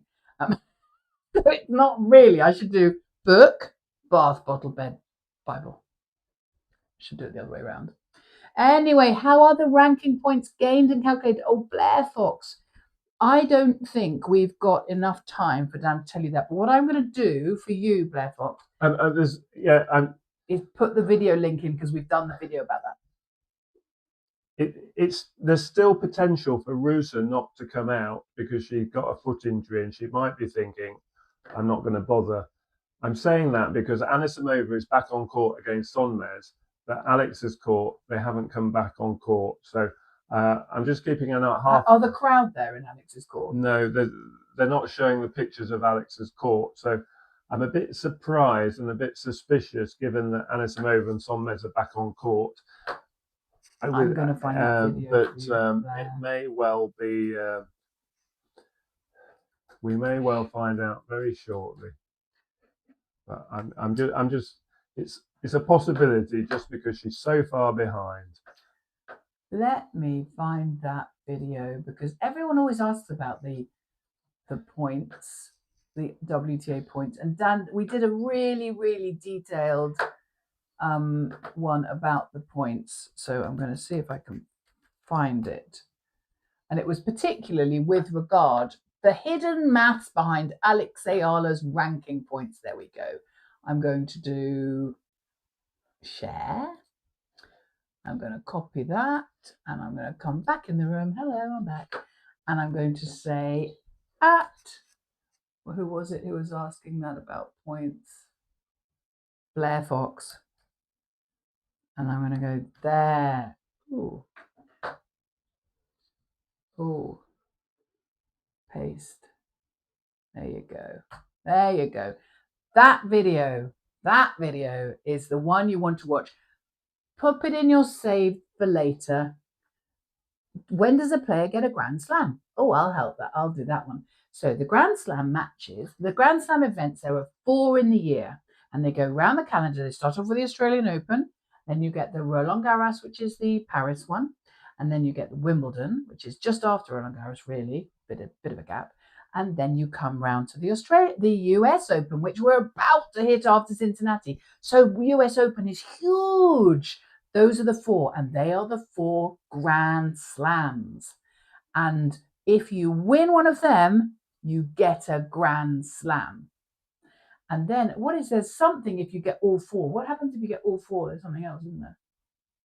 If you win all 4 Grand Slams. It's called, they're individually called Grand Slam tournaments, but if you get all 4, it's the Grand Slam. You've completed the Grand Slam. Oh, okay. You have sort of some people drop the word grand just to avoid that confusion. And you'll hear people talk about the slams and winning a slam as opposed to a Grand Slam, which actually means officially winning all 4. Not necessarily in the same year. It can just be consecutively. So you could win the last 2 in one year and the first 2 the next year. It would still be a Grand Slam. I'm not sure Ruse is coming back. That's the what I suspected. So we're just waiting for confirmation, but it could well be that Ruse has decided to call it a day and retire, with the score being obviously 6-1 3-love, as you can see on the scoreline. So we're just waiting. Some of you may be able to tell us. Based on the WTA website, Ruse has retired the match. Yeah. Please help double check. Yeah. Dan will double check that for you. Gosh, well, is 127 Angeli here still? No, she's gone. She must go. I think there's probably a lot of very sensible Filipinos who've gone to sleep. It seems a little rude not to let you know earlier, because honestly, you've been waiting a long time, and it's Team Puyat. But there you go. We're just going to stay for 20 minutes or so, and we're going to just see the end of Anisimova's match with Sonmez potentially, just because it's relevant for Alex. I can confirm she is through to play the winner of Amanda Anisimova and Zeynep Sonmez. Okay, I'm going to put that. I'm going to change the message on the screen then for the scoreboard message that says Alex wins. Yeah, it's confirmed. It's definitely confirmed. Alex is through to round 3. She will now be number 17 in the world, based on the very livest of rankings. She goes above Sorana Castella. Never great to win when a player retires, but let's be honest, Alex was well on the way to winning. She was just 10 points from winning a set 3-love up and 30-love up. Virtually got to the winning line, and that means Alex is able to rest now. Anisimova has all the work on to finish her match, but she's going to. Shall I change the names? She's going to be waiting to see if it's the number 9 seed, Amanda Anisimova. Reached the final at Wimbledon last year, reached the final in the US Open last year. It's a player who's in mixed form this year. Will she be Alex's opponent, or will one of her besties, Sonmez, recover from a set down and get back into this match? So I'm just going to talk about this match because I can see how well Anisimova is playing. American and Turkey. America.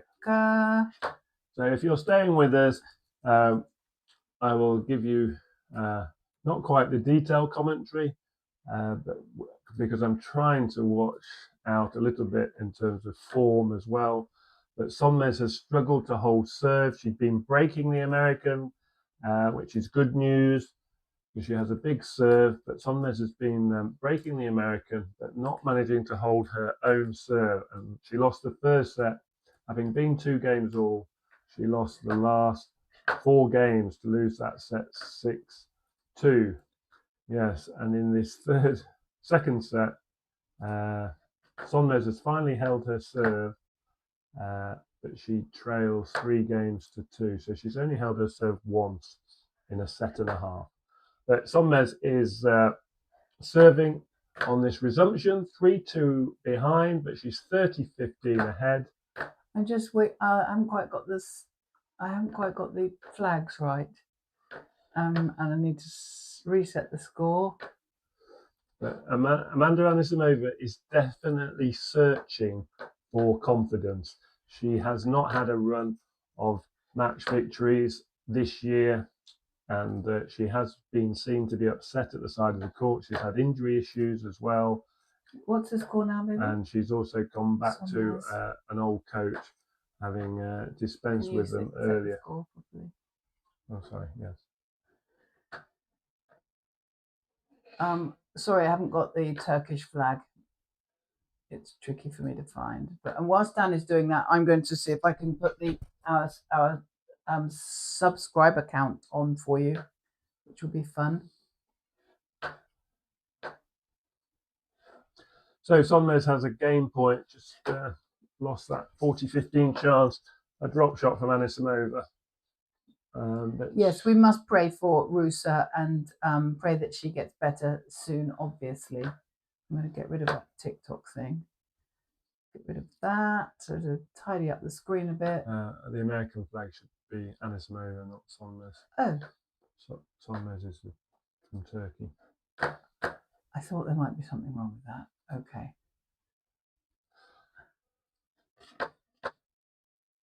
And Sonmez does hold her service game to draw level, 3 games to all, and a very poor backhand about, well, yards long from Anisimova, and not a particularly deep shot from Sonmez. So inconsistent play from Anisimova. This second set is going to be a bit closer, I sense. I'm totally messed up with these. Is that the Turkish flag? No. No.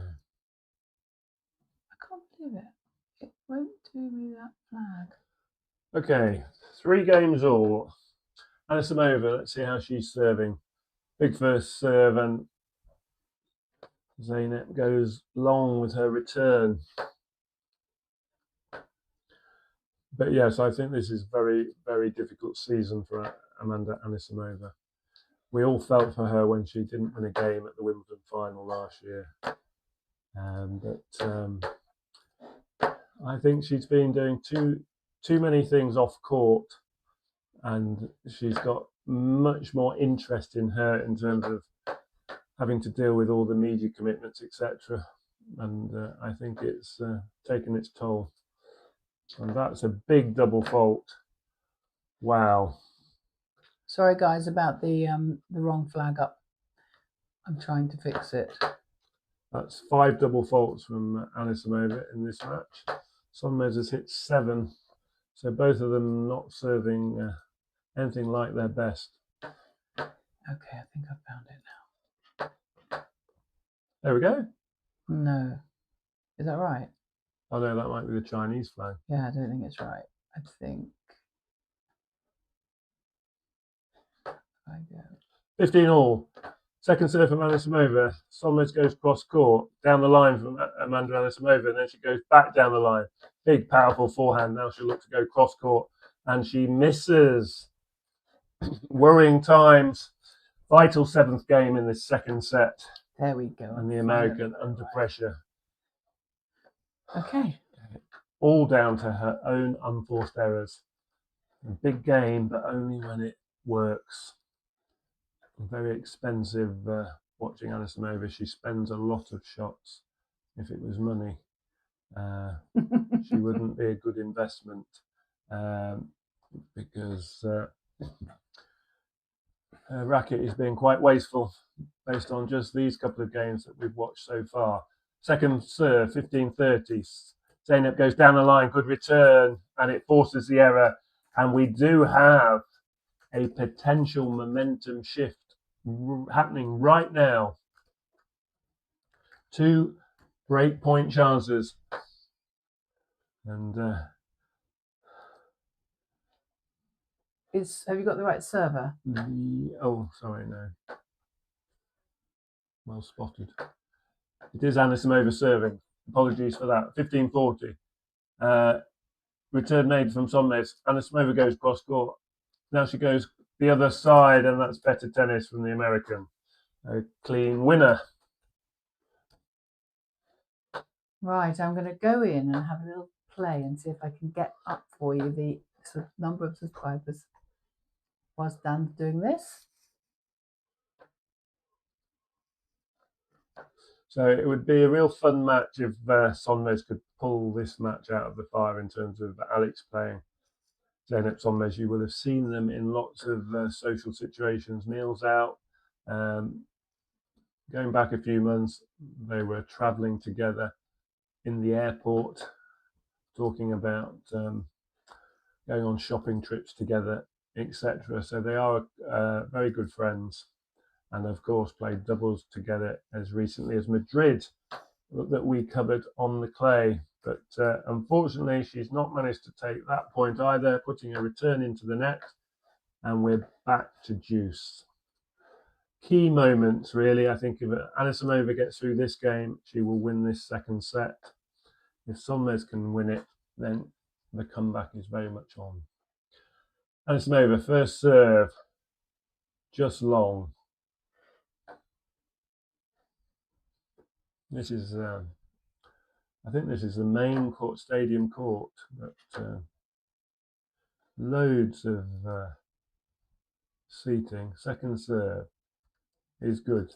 Forehand return is good. Now a slice backhand, but just too low from Sonmez into the net, and Anisimova looks like she's going to escape.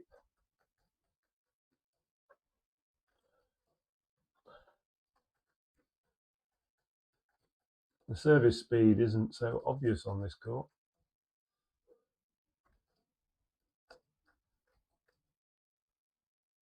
Good first serve, good return. Cross-court backhand, it's a great backhand from Anisimova, and she had a run of points there where she didn't make a mistake, and her power was too much for her opponent, and Anisimova will sit down 4-3 ahead in this second set and a setup, and she looks like she's heading for victory now. We'll stay with this second set and see if she does close the match out. But Alex, as we know, won't mind the pace of Anisimova's serve. She does return fast serves well. It's not really about the power. The power only really has a positive effect if it comes with accuracy. And any of these first serves that Anisimova makes, unless they're right in the corners, then Alex will be fine with the speed. It's really about forcing Anisimova to play shots from parts of the court she doesn't want to play. And even in that game, oh, it is a roller coaster. We're seeing the roller coaster up close, a big theme park beyond the tennis venue. That's huge. Wow. Yes, make these big hitters play the big shots from places where they're taking on greater risk, from places behind the baseline or wide of the tram lines. Then you're winning if you're the opponent. Whereas Sonmez, in that last game, the power meant that she couldn't get the depth with her replies, and that just allowed Anisimova to increase the pressure shot after shot, and eventually you can't withstand it and you're out of position, or your reply just goes shorter and shorter into the net. Right, Sonmez serving 3-4. And this is the issue in her game, very much the serve. Second serve is good, and Anisimova nets her return. I think I'm getting there with how to work out this technical subscriber count that Mr. Rainier Pose wants, and other people have now talked 15 about. love. First serve to Anisimova's backhand, cross-court reply. Sonmez goes for a big shot down the line, and she's missed it.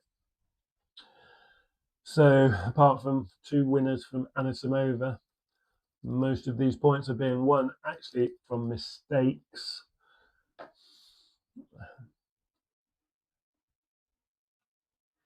$15 Another first serve landed. Return down the middle from Anisimova. Now she go cross-court with a forehand.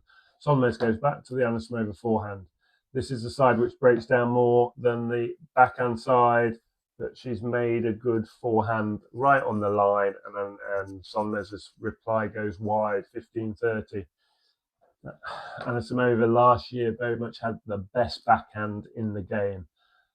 I don't think you could give her that award this season, but certainly last season. So most players will play a bit more to the forehand side.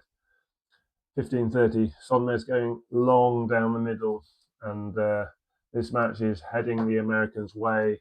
These are virtual match points, because if she wins one of the next 2 points, she'll have a 5-3 lead and be serving for the match. And it's good learning experience for Sonmez to play a top 10 player.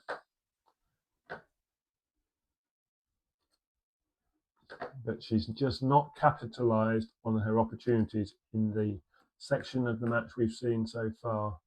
This part, really, Sonmez could have done better, but she's not going to win the match, I'm afraid, if you're in the Sonmez fan club. Oh, isn't she? No. Bless. it's all going Anisimova's way. She's now going to serve for the match.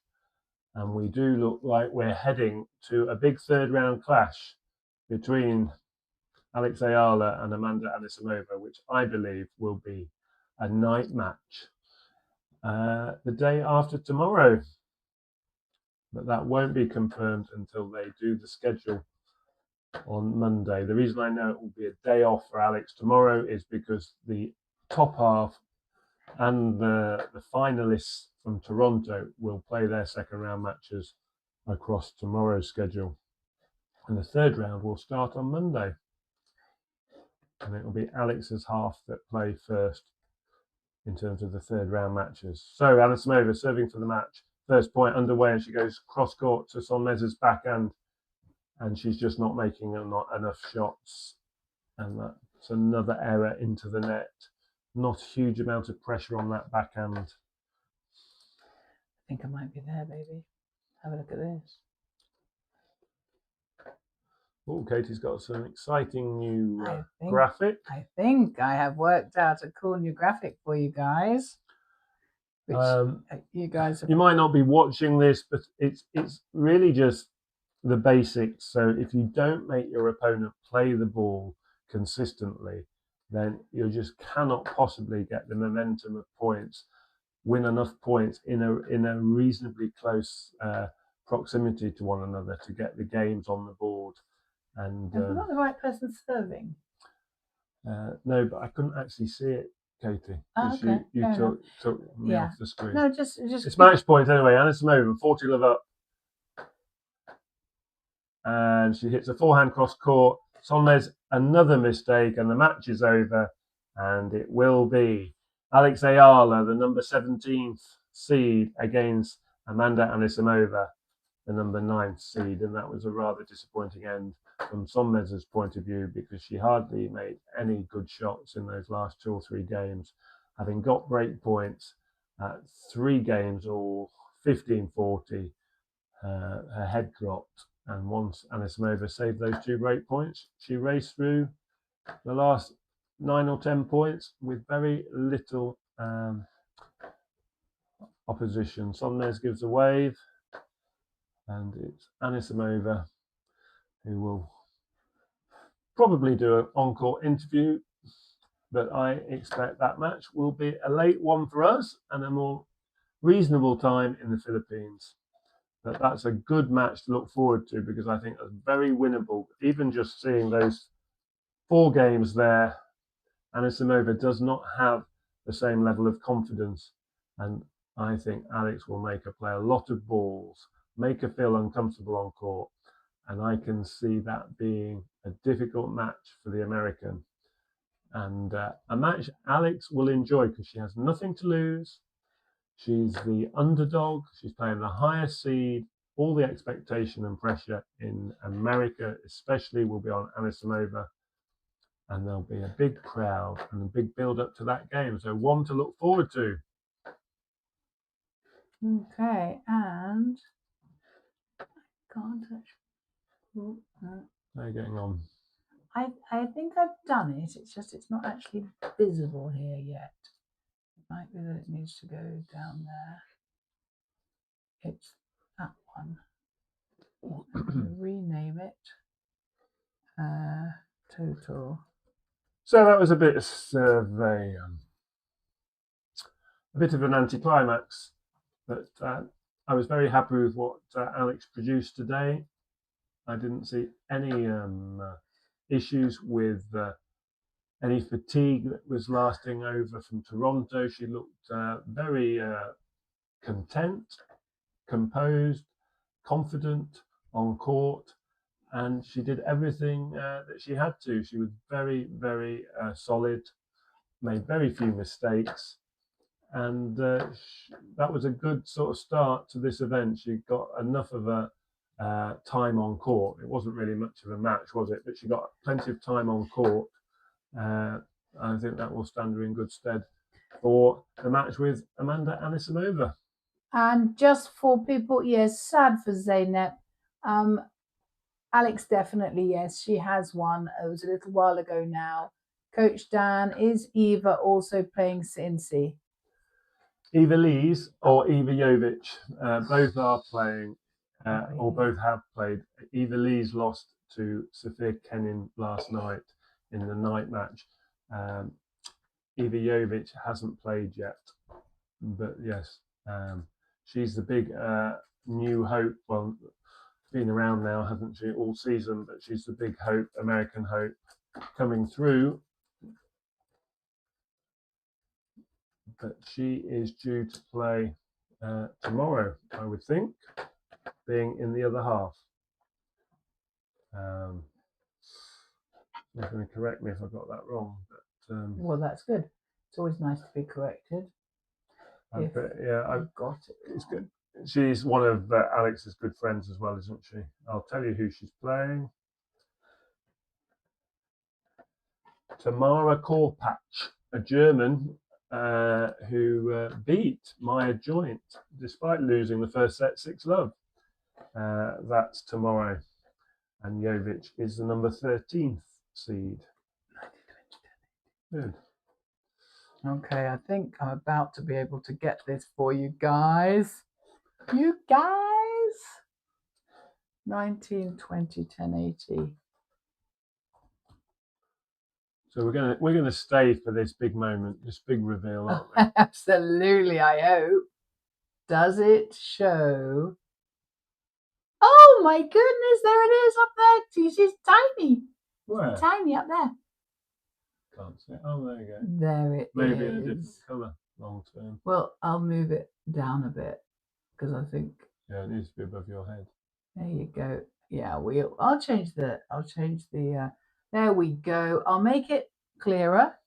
But what do you think? Yeah. Well, it's work in progress. It's like all of us. Exactly that, work in progress. 8, but what it also is I think wrong, because we've changing. got 18,188. It says 18,100. You can take the scoreboard off. Really. Take the scoreboard off. Okay. You can maybe put. Guys, gonna get rid of that. We could put the message back on, which says, not that one, which says Ruse has retired. Yeah. Mm-hmm. Take the scoreboard off and we'll update that. In fact, we'll even. So you can see all of that. And Alex is now legit. She is legit. Oh, you're so welcome, Melenobile. Your prayers always answered. Big hitters, no big deal for Alex. She can elite return those almost like counter ace. That's also Kim Kleister's observation. Ah, Dowie, is it? Okay, good. Very good. Great news. I mean, what a successful day for her. A very comfortable opening match. I hope Ruse is okay. She looked okay, to be honest. I think that's just the score line. If it had been closer, I suspect she might have come back. But they've obviously had time to look at her right foot. That was the foot that was the issue. And as I said, she's a very respected player, I'm sure. She's doing the best for her body by not playing anymore. And she will have a couple of weeks to prepare for the US Open now.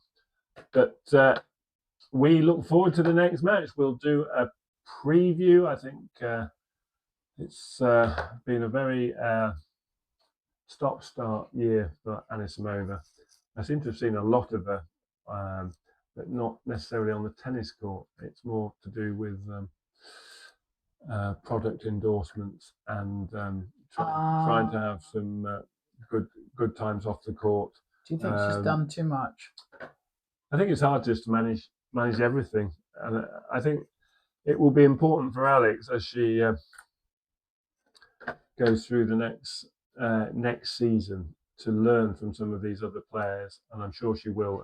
I'm sure her team will be very wise about managing next season when the type of expectation changes and she comes back in 2027 facing the same kind of challenges of having to try and repeat match the great first full season at the highest level and try and build upon it again.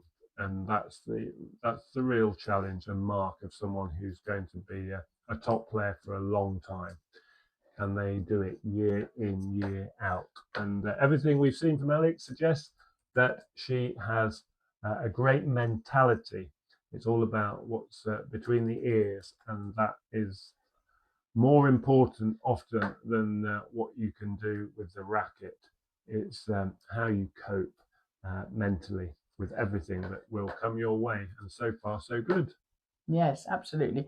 We've always said it, haven't we? That, really, Alex, the great thing about Alex is her mentality. The thing that sets her way apart from everybody else is her mentality. And I mean, and there you saw it. You always see it. Just it's great. Yeah, they used to say when we're going back nearly 50 years, they used to say when you're learning the game as a child, it's 90% what you can do with the racket in terms of results.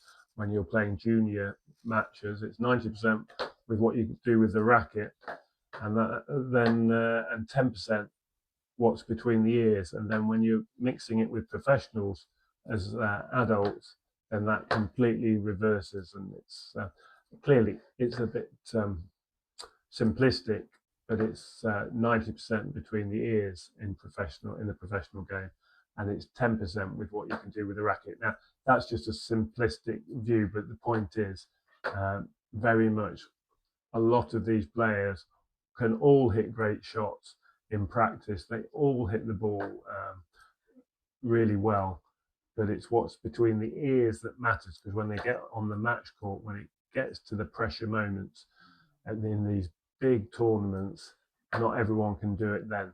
They can only do it on the practice court, and that's because of the mentality. And a lot of these guys are in Team Puyat. So we must let them go. It's 2 o'clock in the morning. You guys need to go to sleep. Yes, she didn't want to be bageled. You're signing out, G Media. I'm not surprised. Thank you for all of your love, support, help, listening to us rattling on about nothing, and celebrating our Alex's big win. Although, it was a win as well as a... Yeah, it was a comprehensive, dominant display from Alex Eala. We're going to sign off ourselves. Thank you for joining us. We look forward to the third round clash with Amanda Anisimova. But job done, well played, Alex. A great start to Cincinnati. Good luck to Gabby Ruse for your recovery. Yes, absolutely. And onwards and upwards for you. But the success keeps coming for Alex Eala. Well done, Alex. Well done, Alex. Looking forward to the day after tomorrow and our next match. Soulong. She has Soulonged. And yes, is it day after tomorrow? Monday? We'll confirm tomorrow evening when the schedule comes out for Monday. Okay. See you again soon, guys. We will see.